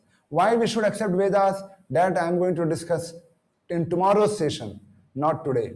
But I am going to build up brushing the basics. Be with me. This is going to be a very strong foundation on which we are going to walk to get our real happiness of life. So we get a lot of answers to important questions. Who is God? Allah, Akbar, so many names are there. Ram, Vishnu. Who is God? People are fighting on the name of God and killing each other. And who is the authority who is going to give answers? And how does one find that authority? So the characteristics of that authority who is going to give us the right answer is also mentioned in the Vedas. Veda literatures inform us about real happiness. What they inform us, why we should accept them, I am going to discuss slowly. Be with me and have patience. So it is said that if we are engaged in spiritual activities, they are actually very powerful activities which will bring real happiness. If we are engaged in spiritual activities, they are very powerful activities which will bring real happiness. Hence, we should set some spiritual goals in our life. How this happens, how this works out, we are going to see in more detail in tomorrow afternoon, something today evening, and a lot tomorrow afternoon and today evening. So be with us. Spiritual goals can be like reading Bhagavad Gita, it can be like chanting, it can be like introspection. Like according to a research in the United States, they say what would be the effect of spirituality in daily life. So they mentioned that a person is more family oriented, more likely to volunteer for community projects. He is going to be better interpersonal dealings, live healthier life, and is going to be happier and satisfied overall. So this is not just I am saying, but even this is what is said by the scientists who have done researches on being spiritual. So let us answer one of the questions. As I said, there are so many questions which are answered in the Vedas. Now to get real happiness, actually we have to go step by step. So first thing is to understand our real identity. Who am I? Until unless we don't know who am I, what is my real identity, and then until we don't know how to get real knowledge, and until we don't know what is the real connection, how are we going to get real happiness? So all these things are connected and they are going to become a very strong foundation for us to get real happiness. So take one question, who am I? What is your real identity? Let us do a Zoom poll here. Let's do a poll here. What is your real identity? So it's a poll which is coming on the screen and we would like to know your responses. What is your real identity? So please respond to this. I would like to know what do you say about your real identity.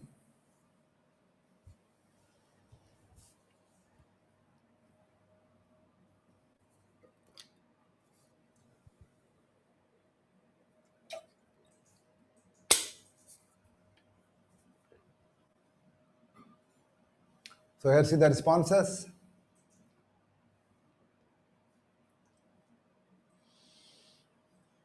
So we are sharing responses with you. 90% of the participants, they say that I am a spirit soul, and 12% of the participants, they say I am this physical body.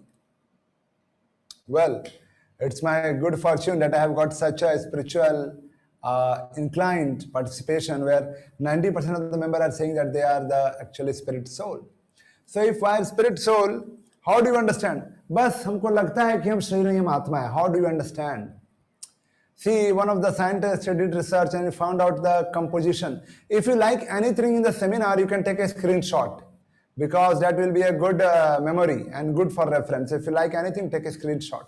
So one of the scientists, he did research at Illinois College of Medicine, and he said that our body, there is 70% of water, 1.5 pounds of phosphate, 6 ounces of sulfur, there is 9 ounces of potassium, 5 pounds of calcium.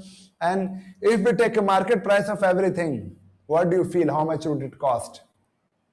It is just 210 rupees. That's it, plus GST. Yeah? It's going to be so cheap. So is it that? Are we just chemical worth 210 rupees? Suppose if our friend who is driving a Mercedes-Benz car and we heard our friend met with an accident, what are we going to do? We rush to that scenario, we see the friend is bleeding, his bones fractured. What are we going to do? Are we going to take care of the body which is worth 210 rupees, or are we going to rush the car to the garage, the Benz which is 40 lakhs worth? Of course, we would like to take the friend which is just 210 rupees because we understand he is not just 210 rupees, but is much more than that. He is much more. He is not just 210 rupees, but he is just much more than that. Sometimes we have a fight with someone, and that guy suppose hits us and beats us and throws us somewhere, and the police comes and he says to police, "Oh, it was just some bundle of chemicals I didn't like, so I disposed them." Isn't it? Police will say, yeah, okay, fine. No. It is not just because we are some set of chemicals, but we are much more than that. Sometimes we feel happy, sometimes we are shocked, sometimes we are loving. So we have all kind of emotions. It is not just by chance. It is mentioned in Bhagavad Gita, a very interesting and beautiful shloka. Vasam sujirnani yatha vihaya navani grihnati naro aparani तथा शरीरानि विहाय जीर्णान्य अन्यानि संयाति नवानि देहि. Very simple to understand. Vashamsi jirnani yatha vihaya. Just like when our garments, they become old, we give up the old and worn out garments. Navani grihnati naro aprani. And human being puts up the new garment. In the similar way, tatha sarirani vihaya jirnanya. As soon as the body becomes old, we give up the old body. Anyani sanyati navani dehi. Navani dehi means we take up new body. This makes us understand that we are not this body, we are actually spirit soul. To understand it in short, why I am not this body, but why I am spirit soul, which those 10% of you think that I am this physical body, in short I'll explain. If it is my body, then who am I? Many times we say, na, ye mera remote hai. ये मेरा phone है, this is my shirt, this is my hair, this is my watch, this is my hand, this is my camera, this is my shirt, this is my body. Then who am I? If I am different from this shirt, if I am different from this pen, if I am different from this remote, if I am different from this phone, this means I am different from my body. Then who am I?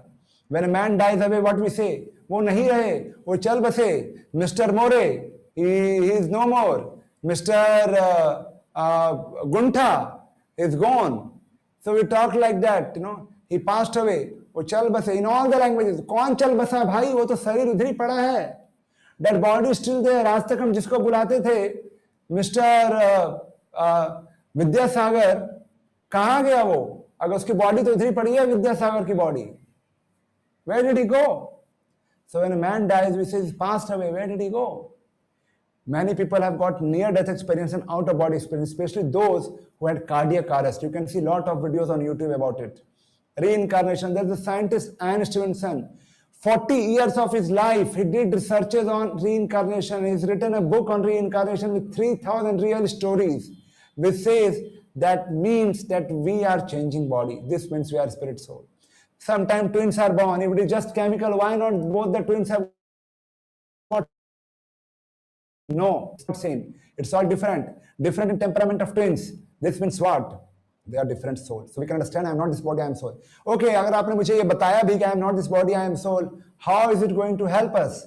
It is going to help us in a very, very big way. Actually, the soul is covered. Right now जो हमें दिख रहा है ना हमारा शरीर, ये क्या है हमारा शरीर? Earth, water, fire, air and ether. Jal, Bhumi, Vayu, Agni, Akash, which is physical body or gross body. Inside the physical body, there is a subtle body which is mind, intelligence and ego. Man, Buddhi, Ahankar. And inside that which is soul, which is Sat, Chit, Ananda, eternity, knowledge, bliss. Now this is the characteristics of the soul. Please pay attention here. You can take a screenshot. This is a very important learning here. Eternity, knowledge and bliss. That is the nature of the soul.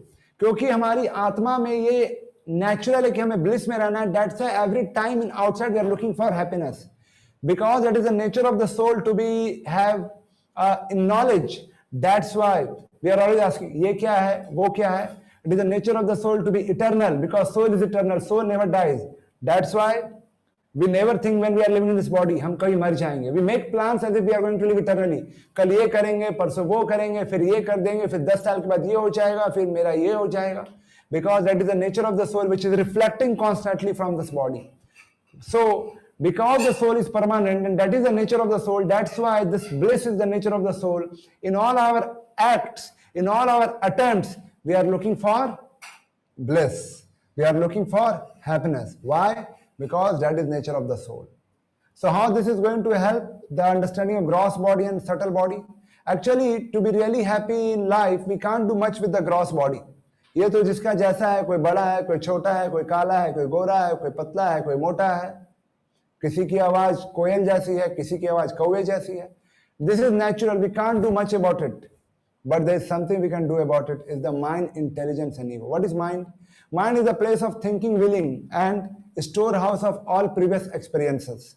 What is intelligence? It's a decision maker. And what is false ego? False ego means identification with the body. So we can't do much with our gross body, with our looks. अगर हम काले हैं तो fair lovely लगाकर ज्यादा गोरे नहीं हो जाएंगे. But what we can work is on our mind and intelligence. The mind intelligence mechanism which goes on whole day. For example, when you are about to get up in the morning, the mind says, oh, you are so tired, just snooze the alarm. Intelligence says, Baba, kal bhi tum late uthe the and you missed the train. And the boss chastised, get up too early. Mind says, but yeah, today the boss may also come late, so no problem. The intelligence says, but if he comes on time, you may lose your job. The mind says, anyways, you have second offer also coming, so why to worry? So that's how, whole day. Then those who are diabetic, the mind says, just take one gulab jamun today. Intelligence says, Baba, your sugar level is already very high. Mind says, Baba, one gulab jamun will make how much sugar level high? Anyways, you can take insulin. Intelligence says, you don't want to live more. Mind says, Baba, अगर खाया नहीं तो फिर जीने का क्या मतलब है? Intelligence says, but if you die, you will lose all your relatives, you will lose everything. So if mind is strong, it will take us away and it will take us into the ditch. If intelligence is strong, it will take us on right direction. And what is ego? To think I am this body. India और पाकिस्तान के बीच में cricket match है, कौन जीतना चाहिए? India. क्यों? क्योंकि हम भारतवासी हैं. Because I am Indian. अगर if I would have been Pakistani, then India और पाकिस्तान के बीच में क्रिकेट मैच है, then कौन जीतना चाहिए? Pakistan. Why? Because I am Pakistani. So we think that things in connection with me should always be getting a higher preference. There is a cricket match between Mumbai Indians and maybe say Rajasthani Tigers. What is that? Rajasthani Royals. Who should win? Mumbai Indians, because I stay in Mumbai. If somebody stays in Rajasthan, then Rajasthani Royals should win. So all kind of identity with the body. Oh, I am going to give a job and my name is Mr. Patel and this student is also Patel. So I'll give him job because he's also Patel. So all kind of identity with the body is false ego. Until the time we are on this false ego, till the time we identify with our looks, with our voice, with our wealth and all, it's not real happiness. Yeah, it's all lost. कभी खुशी कभी गम वैसे ही रहने वाली है. But if you want real happiness, we have to come to understand that we have to make my intelligence stronger and have to subdue my mind and have to understand that that is actually the nature of the soul. But right now we are not able to realize. We all understand 90% में आप लोगों ने बोला that I am spirit soul. Realization कितना है हमको अभी नहीं है, टाइम लगेगा. कैसे होगा रियलाइजेशन हम बताएंगे, हम डिस्कस करेंगे tomorrow as well as tomorrow afternoon as well as tomorrow evening. Something we are learning today also. So what is the benefit when we understand that I am not this body, I am soul? Lot of benefit. Then we say, okay, if I am this soul, then let me acquire good qualities because it affect my next life. We'll give up freedom from lamentation, fear and illusion. Covid में हमारा कोई relative गुजर गया, वो शरीर नहीं, वो आत्मा है, वो गुजर गया, उसकी शरीर चली गई, लेकिन वो आत्मा अभी भी है. And it might have happened that उस आत्मा ने कोई और शरीर ले लिया होगा. हमें दुख है कि हमारा रिलेटिव चला गया, लेकिन हमें यह भी समझना है कि एक दिन हम भी जाएंगे. So what to lament for? This is a temporary life. Everyone is going to go. There is no fear to lose anything because you understand it's all temporary. The soul is permanent and we don't get illusioned. There's universal brotherhood. We don't find India, China. All are children of God. All are soul. Not only about Indians and Chinese. Even the dog on the street, even the cow. Everyone is spirit soul. So there's a universal brotherhood. यही तो हमारी संस्कृति है. वसुधैव कुटुंबकम. इस वसुधा में, इस universe में हर कोई मेरा कुटुंब है. Everyone is my relative. Positive outlook and attitude to life. So understand, okay, in this life if things are going wrong, no worry. Let me wait and let me try. When things become better, then maybe. So we wait, we don't commit suicide. Oh, I could not crack the JEE exam. Oh, I could not crack the medical exam. Oh, my girlfriend betrayed me. Oh, you know, whatever, XYZ. Oh, we don't need to commit suicide. There can be better situation coming ahead. We have to be patient. Art and science of mantra meditation. So when we understand that I am not this body, I am soul, we try to find out, okay, how can I realize? मुझे ये अनुभव कैसे हुआ कि मैं शरीर नहीं, मैं आत्मा हूँ? How can I understand this? How can I realize this? All this we are going to discuss in coming sessions. And we use resources judiciously. We don't waste anything. So who decides the destination of soul? अगर हम सब शरीर नहीं और अगर हम आत्मा हैं, तो why I am changing body and who is deciding? That's the law of karma. जैसी करनी वैसी भरनी. As you sow, so shall you reap. So we are trying our best to be happy in this life, but I am not really getting happiness. And कभी कभी लोग बोलते हैं भैया ये तो आपके कर्म थे. तो क्या है ये law of karma? What is this law of karma? We'll see here. Sometimes some people are born very beautiful, some are not so beautiful. Some people, they are born with silver spoon, very rich, where some are just sustaining their life on the wastage, garbage. Some people have got multiple degrees, highly educated, where some are working post to pillar just to meet 2 times of meal of their life. For someone, they are born with silver spoon, but someone has got just what is that you call? Hurts, just hurts. Hurts for them. Who decides? कौन ये चयन करता है? Who decides? We can choose job, we can choose a spouse, we can choose car, we can choose apartment, but we don't choose our parents. Can we choose our parents? अगर हमको जन्म लेने से पहले, if we were given a chance, choose your parents, किसको choose करते? Maybe Ambani को choose करते हैं. उनको अपना parents बनाऊंगा. But there's no such chance given, so we say now, yes, my parents are best parents. That is true. I also say that. But अगर chance दिया होता, आने से पहले चुन लो किसी को, certainly would have chosen someone who's very influential, Amitabh Bachchan or maybe Ambani or maybe Birlas, Tatas. We don't choose our beauty, our looks. We don't choose that. We don't choose our intelligence. सबकी intelligence level अलग है. In the same classroom, same teacher teaching same mathematical formulas. One student is able to grasp and is becoming a topper. Other student, even after teacher explains everything, doesn't understand. और पूछता है क्या पढ़ाया उसने, पूरा bore करके गया. You know. So intelligence levels are different, and we don't choose. We don't choose that. So who decides? How can our birth, beauty, intelligence, how can we be just some random events? Are they just some random events? Is there a law that governs all this? And that is the law of karma. As we discussed some slides back, the soul is changing body. देहिनो अस्मिन् यथा देहे कौमारम यौवनम जरा. हम छोटे बच्चे थे, बड़े हुए, एडल्ट हो गए, old age आने लगा, then we got old and we finally left. As you see in the movement here, the soul is just changing. We all know my name was Chaitanya Avtar Das when I was 5-year-old, when I was 10-year-old. I have my identity, I have my memories, but I don't have that body anymore. So if Sarir may be, if life may be, we are changing the body. If this life also we are changing body. So the soul is changing body. Now according to the actions performed, the soul is given another body of different living species. Krishna says in Bhagavad Gita, as you see here, the intricacies of action and reaction are very difficult to understand.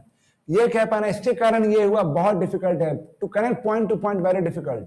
But one should know what is action, what is inaction, and what is forbidden action. So what are the various types of karma? It can be vikarma, which are against the scriptural direction, which are like kind of, you can say, sinful activities. There can be karma, which is one incurs subsequent to his reactions. Or whatever we do day to day, we get certain kind of karma, correct? And there is something called akarma. Those activities which if you do doesn't give any reaction. Because of no reaction, the body is no more bound by those karmic reactions. Just like when Arjuna was fighting on the battlefield, he was killing so many soldiers. He killed so many people, but Arjuna was fighting on behalf of God to establish dharma. Dharma samsthapanarthaya. Arjuna was fighting to establish dharma. So that is also action, but it doesn't give any kind of reaction. And those are called devotional activities when it is done for the God. So good karma or punya, when I do some good karma, okay, I'll get good results.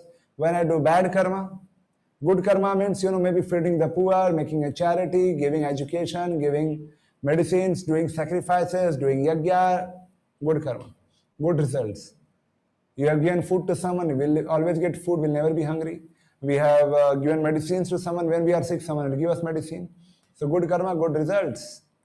And bad karma, bad results. Cheating someone, annoying someone, irritating someone, being sarcastic on someone, it is going to come back. Killing innocent living entities for our tongue pleasure, going to come back. Bad karma, bad results. For action in one life, there can be reaction in next life.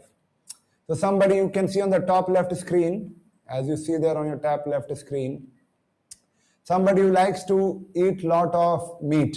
Now in human body it is very difficult to eat lot of meat, very difficult, because you have to cut it, wash it, cook it, add masalas. So because depending on our desire, the soul will be given a body where it can naturally fulfill that desire. तो meet खाने की बहुत इच्छा है, ये body में बहुत difficult है, चलो become a carnivorous animal, tiger. Just pounce upon whatever you want to eat, tear apart and start eating. Similarly, somebody who just wants to sleep, you see the bottom left. Now in human body, how long you can sleep? 5 hours, 10 hours. उसके बाद तो we have to leave the bed because of nature's call. So, if somebody just wants to sleep, nature can give a body. Become a polar bear. Go on sleeping for 6 months uninterrupted. No disturbance of nature call. Similarly, somebody who doesn't just likes to eat any kind of thing without any discrimination. As you see on the top right. Now, human body, if we eat anything without discrimination, we may get sick. But if you want to do that, the soul can give us a body where we can easily do that without any restriction. Say the body of a hog. So depending on the action we perform in this life, we get reaction. The nature facilitates us to get another body. So first you have to understand my real identity is soul, and as a soul I have to make my real connection. And I should have real knowledge. Right now when different situations are coming in our life due to whatever reason it may be, it's the reaction which is coming from previous life, which is sometimes making us happy, sometimes making us sad. So karma or vikarma, the sinful activities which is harmful for our body, harmful for our mind, harmful for our well-being, like non-veg, intoxication, gambling, illicit sex. You can keep a screenshot of this slide to always refer what comes in the category of sinful activities or vikarma. That these things, they sap our energy, they make us tired, they raise our blood pressure. It gives us a false impression of revitalization. False impression, it's a false impression. And once we get these habits, it is very difficult to give up suddenly. It's very difficult to give it up if we are addicted to any of these things. Very difficult. Very, very difficult. So better we give it up as soon as possible. Then only we can move on the path of real happiness. Otherwise not. So that's the law of karma. The action produces a reaction in future birth. This is called karma phala. When we are into acts of violence or papa, what happens to us? Life is short span, poverty, diseases, troubles. Whereas we are on the act of punya, long life, good health, wealth, good family, intelligence, peaceful life. Now someone may say, मैं तो इस जीवन में मैंने बहुत पुण्य किए, बहुत अच्छे काम किए, मेरे जीवन पे इतने दुख क्यों आ रहे हैं? इसलिए आ रहे हैं because they are the reactions which are getting carried forward from the previous life. Do not worry. Be on the path of morality, be on the path of dharma, be on the path of compassion, punya. All these results will also come back to us. It's a matter of time. Have faith. These are the truth. These are the real thing given in the scriptures. We'll learn more why scriptures. Now someone may say, you know, मुझे तो ये सब नहीं पता था आज तक. I was ignorant, so I should be excused. पर ऐसा नहीं होता. Just like a small child, if he touches the fire, and if the small child touches the fire, but he says, मुझे पता नहीं fire छूने से हाथ जलती है. Fire छुआ तो हाथ जलेगी, चाहे बच्चा हो या बूढ़ा हो. So it is going to burn.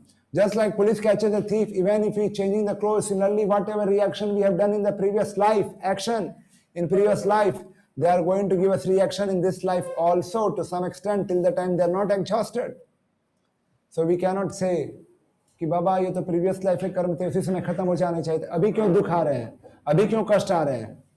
See, take the life as a soul, not as a body. Just like today one dress, tomorrow another dress, that doesn't mean the activities of this dress won't be counted tomorrow. The individual is same, only dress is changing. So only the soul is same, the dress is changing. And when the dress is changing, what is going to happen? The karma is going to go with us. See, grain stocking village method in villages. So गांव में क्या होता था? People would stock grains in silos. And in that silos or mud containers, they would first put rice from the top, more rice from the top, more rice from the top, and they would take it from the bottom. तो अगर किसी ने ऊपर third class rice डाला है, फिर second class rice डाला है, फिर बासमती डाला है, and then is taking out from the bottom, तो पहले क्या आएगा? थर्ड क्लास राइस आएगा. क्यों थर्ड क्लास राइस आएगा? क्योंकि you have put third class rice, it is going to come first. Now you have put basmati rice, and what is going to come next is basmati. So just like grains are stocked and they come out from bottom of the silos or the mud container, similarly our karma also come back to us the way it is getting exhausted slowly, and more comes. So pious are promoted to heaven, sinful are demoted to hell, and devotees are promoted to kingdom of God. Devotees are promoted to kingdom of God. So that's why it is mentioned in our Bhagavad Gita, very interesting slok, how to work. You see this nice verse on your screen. Tasma sastram pramanam te karya vyavasthito gyatva sastra vidhanuktam karma kartum iharhashi. What does this mean? Tasma sastra pramanam te. One should try to do things according to scripture. Tasmat shastra pramanam te. Trying to do things according to the scriptures. Karya akarya. What is to be done, what is not to be done. Try to understand what is to be done, what is not to be done. Gyatva sastra vidhanuktam. Once you know what are the regulations and rules mentioned there, karma kartum iharasi, then one can go on working his life and he will be elevated, he will be upgraded. So that is the formula. That is the formula. However, good karma and bad karma, both are bad. What do you feel? It's true or false? There is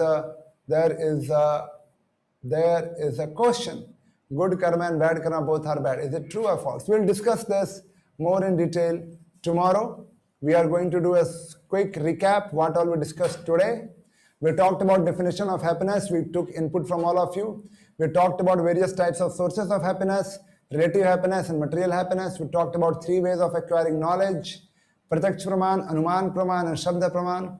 We talked about our real identity as soul. And we understood from various examples how I am not this body but I am soul. We discussed the example, the way we talk, वो चल रहे गए, वो नहीं रहे, वो चल बसे, near death experience, out of body experience, reincarnation, different in temperament of twins, phobias, किसी को पानी से डर लगता है, किसी को आग से डर लगता है, किसी को ऊंचाई से डर लगती है.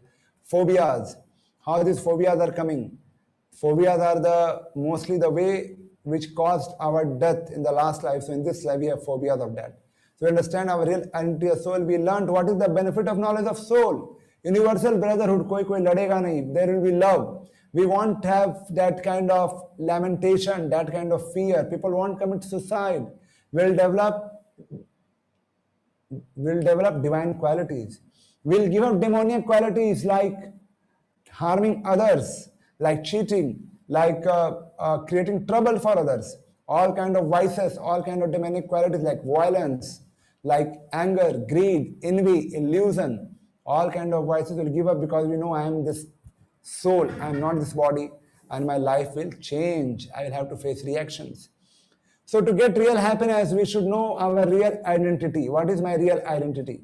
And we understand that my real identity is not this body, but I am my spirit soul. Okay, if I understand now that I am not this body, but I am a spirit soul, then how my happiness is getting affected in this life? My happiness is getting affected in this life because of law of karma. The law of karma is affecting us. So whatever we have done in the previous life, things are coming back to us as reactions. How do I go against it? How do I eradicate my karma? We are going to discuss a lot about this tomorrow. In tomorrow's session, we are going to talk a lot about all these things. What we are going to talk tomorrow, I am going to give a short idea so that we all are aware what is going to be discussion tomorrow. We are going to talk tomorrow about destiny and free will. Like to know destiny and free will. क्या है भाग्य, क्या है हमारा कर्म, destiny and free will. How to eradicate karma. Okay, I did something bad. How do I eradicate now? We will discuss tomorrow afternoon. Vedas. Why to accept Vedas? What is good in there? What makes it special? Why each one of us are special? What is great in you? What makes you special? We are going to discuss. Each one member who is attending there is very special. What makes you special? We are going to discuss tomorrow. What is the real problem of life for which we have to fight against and get real happiness? What are the relative problems for which we should not bother much about? If we want real happiness, we need to get solution for real problems of life. Today we have established that our real identity is soul. Tomorrow we are going to establish the real problems of life and how to fight against those real problems of life to get real happiness by establishing the real connection. And what is the real karma or real activity? And what are the two worlds? What is our real place where we are supposed to stay? So all these reality will be revealed in coming sessions, which is tomorrow afternoon 12 to 2, as well as tomorrow evening 6 to 8. Believe me, there are going to be lot of learning and a lot of practical implementation, practical learning, which will help us to achieve real happiness. We'll also learn how this Bhagavad Gita is really relevant in our life. All these things are going to be discussed a lot in detail in a very, very practical way, a very, very interactive way, just like we did today in coming session, which is tomorrow afternoon as well as tomorrow evening. Before we conclude, we still have 11 minutes with us, and I know you all have some questions. So let us take up some questions. So how to ask questions? Chat with Chaitanya Avtar Das. So you have got this chat box. Talk to Chaitanya Avtar Das. And we are going to answer this question. So ask your questions to Chaitanya Avtar Das. I am there to answer the queries now which you have. And believe me, and have a full faith that we are going to have one-to-one session, one-on-one session with each one of you. So if someone's question is missed, I am with you. We are going to again discuss in more detail, more personally, every question, and to give answer as long as it doesn't satisfy. So question is how to overcome bad karma. I said we are going to discuss a lot about that tomorrow afternoon 12 to 8. How to eradicate bad karma. Certainly we all want to eradicate bad karma.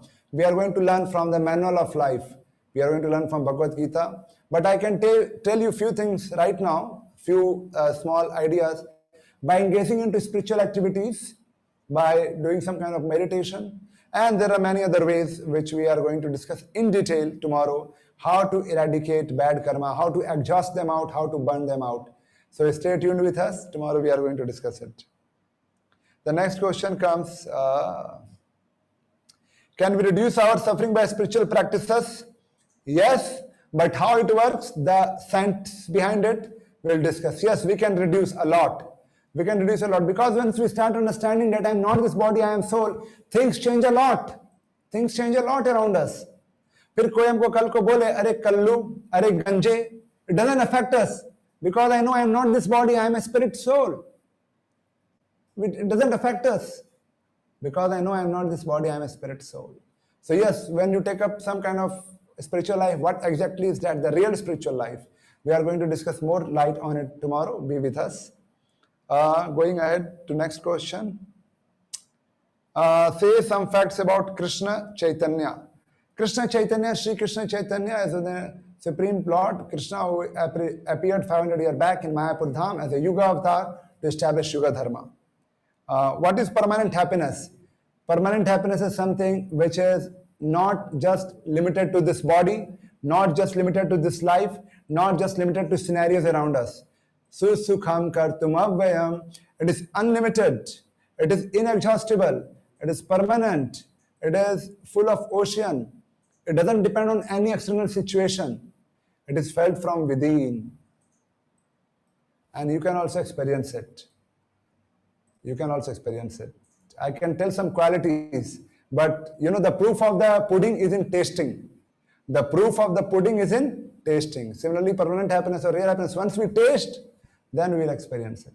How do we taste? That we are going to discuss in coming sessions in more detail. Going ahead to the questions. Prabhu, how to practice bhakti at home when family is severely against Krishna bhakti? And because of this, it also weakens my bhakti. Ask this question in one-to-one session where we can try to understand detailed scenario and help you. But believe me, where there is a will, there is a way. Yeah, where there is a will, there is a way. So God helps those who help themselves. So it is possible. We can discuss more detail depending on scenario, and we can have a constant session. We can have a meeting with your family members and explain them the situation. Do we get back human birth? If yes, why? And what kind of karmas present us human body again?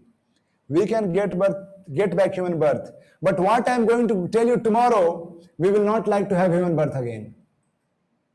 Because we all are special. What makes us special, we'll discuss tomorrow. So, what I am going to discuss tomorrow, I am sure, 100% sure, after listening all that, will not want to have human birth anymore. But will I want to have something more on that. If I am a spirit soul, why I should be encaged inside this body? I want freedom. I don't want to be encaged. Do you like this lockdown? None of us like lockdown inside the house. Similarly, we don't want to be locked inside this body. The spirit soul wants to blossom beyond this body, but right now it's encased. So yeah, we get human birth, but we won't want it. We'll not want it. We'll discuss that more in detail tomorrow. Who is the supreme soul of karma? Who is the supreme soul of karma? Well, karma is a concept described in Bhagavad Gita, and there's a supreme lord who controls everyone. Question is, how do we cultivate these teachings to ourselves and our children who are attracted to materialistic things as we see all around ourselves? Very good question. I very much appreciate this sincere question by a, I think, father or by a gentleman opening out his heart and asking this question for benefit of everyone. So I completely agree with you, sir. In current scenario, when situation is so materialistic, how we can really cultivate these things and teach our children? We have to start with ourselves. We have to start with ourselves. Our children will do what our parents do. So if as a father, if as a mother, if I start practicing spiritual activities, children may get little bit here and there because they are children, they are restless. But eventually when they see that parents are doing it so sincerely, they will also catch it. Once they grow mature, bring your children for children programs. We have children programs. And Krishna willing, God willing, this COVID goes away and temple opens. You come, associate with us, and we have wonderful feast for them, wonderful activities for them. They will not have much taste in useless activities, but they would like to have constructive activities, learning activities. So we have to start from ourselves. First, we have to do ourselves as a parent, and then slowly children will also imbibe those qualities. But even children also bring their own karma. So sometimes, even if we are doing our best, our children may not be able to follow us completely because they have their own karma and we have to accept it. नहीं तो हम सोचेंगे मैं तो इतना अच्छा आदमी हूँ, हमारे बच्चे क्यों बुरे हो गए, and then we will get frustrated. No. If you are good, you are trying your best, very nice. If the children are not coming up to expectation, they are also having their own certain karma which we cannot just cut out. But we have to go through it. We have to go through this phase. That karma will get exhausted. And that will bring a great learning in their life. If not right now, in some due course of time, nothing goes in vain. It's going to come back. How to eradicate phobias? Yes, phobias can go away when we can realize our real identity as a spirit soul. When we realize that my real identity is of spirit soul and not this body, then there's no phobia. Because phobia is with the body, क्योंकि वो body किसी पहाड़ से गिरा, किसी ऊंचाई से गिरा, स्पीड में किसी गाड़ी से टकराई, पानी के अंदर डूब गया, फायर से जल गया. So the phobia was due to the body. But when I realize I'm not this body, but I'm a spirit soul, where is the phobia? That's all about realization. How to get that realization? We are going to discuss more tomorrow afternoon and evening. You have to be this. It's going to be a learning step by step. It is something which is, we want real happiness. We can't just get in 2 hours. We are learning concepts. We have to implement it in coming days. So stay tuned with us. Join us tomorrow afternoon as well as evening. I have a question. We do have an answer. So we'd like to know your question. How can I constantly feel positive with noxious internal environment? Yes, sir, you can really feel positive when we are connected to the source of real happiness. Why this light and bulb, everything is glowing? Because it's connected to power. Remove the power, everything is off. Similarly, we'll feel all positivity when we are connected to the real source of positivity. How to connect to the real source of positivity? How to connect to the unlimited source of happiness? We are going to discuss a lot. Stay with us. Stay with us. How long the law of karma affecting us? Means one birth or many more? Many more births. I am alone in this world. I don't have a family. When what should I do? Meet me. We'll discuss more personally what to do. Please explain karma, akarma and vikarma. So akarma means action for the God which doesn't give any result. Vikarma means sinful activities which gives very, very painful reactions. And karma means our day-to-day activities which we are doing in our day-to-day life. That is karma, which are not actually sinful always, but that's just karma. How to be spiritual and follow a spiritual path. That's what we are going to discuss tomorrow afternoon and tomorrow evening. How to be more spiritual and how to follow more spiritual path. I am a student of class 10th and I am very depressed. So how I come back really because of my study maths, I am very depressed. Don't worry. In one-to-one session, I will help you how you can come out of this problem of mathematics phobia. Believe me, अगर maths में 0 marks आए, so what? There are big guys who were poor in mathematics, so don't limit your life to a mathematics subject. You try your best and whatever you can do, don't limit your life success by the marks you get in mathematics. That's not all in all. You know, who invented the bulb? Who invented the bulb? Thomas Edison. He failed 999 times. Then his friend asked, are you not depressed? You are every time failing. He said, I learned how that 999 ways the bulb will not glow. And he said, I learned the 1,000 way, the 1,000 time how the bulb will glow. So take it positive. This means maths is not for you, something else for you. Don't judge your life with mathematics. You can do much better. I want to know about Radha Tattva. I think this is not the forum for you. We are talking about real happiness. How the happiness connect to law of karma? How the happiness connect to law of karma? Very good question. It connects in this way. Because in current life, we are trying to be happy. We are putting all endeavors. I studied a lot. I couldn't crack the exam. I became sad. I committed suicide. I was very genuine to my company. I was very loyal to my company. But the boss threw me out saying that I am a cheater. What is this? I gave my best. I gave less time to my family and 12 hours to the company, and still the boss told me cheater. Why? Law of karma. So this affects the happiness, isn't it? Isn't it makes us happy or sad? But these all are relative. That's why we have to understand law of karma, that how it affects our happiness. How can I learn Bhagavad Gita? Is there any course? Yes, we are coming out with a Gita course. We are coming with 18 days, learn Bhagavad Gita in 18 chapters. So we are going to have that Gita course for each one of you. Do you know about some Das? Well, I really don't know everyone in this world. How can I avoid non-veg to eat? Have veg food, there is no limitation. So much of nice vegetables, milk products, rice, grains, everything is there. Do you know what is the ultimate goal of human being in this materialistic world? The ultimate goal is to connect to the real relationship, get real happiness, and go to the real world where he belongs to, with this real knowledge which we are discussing. So that is the real happiness.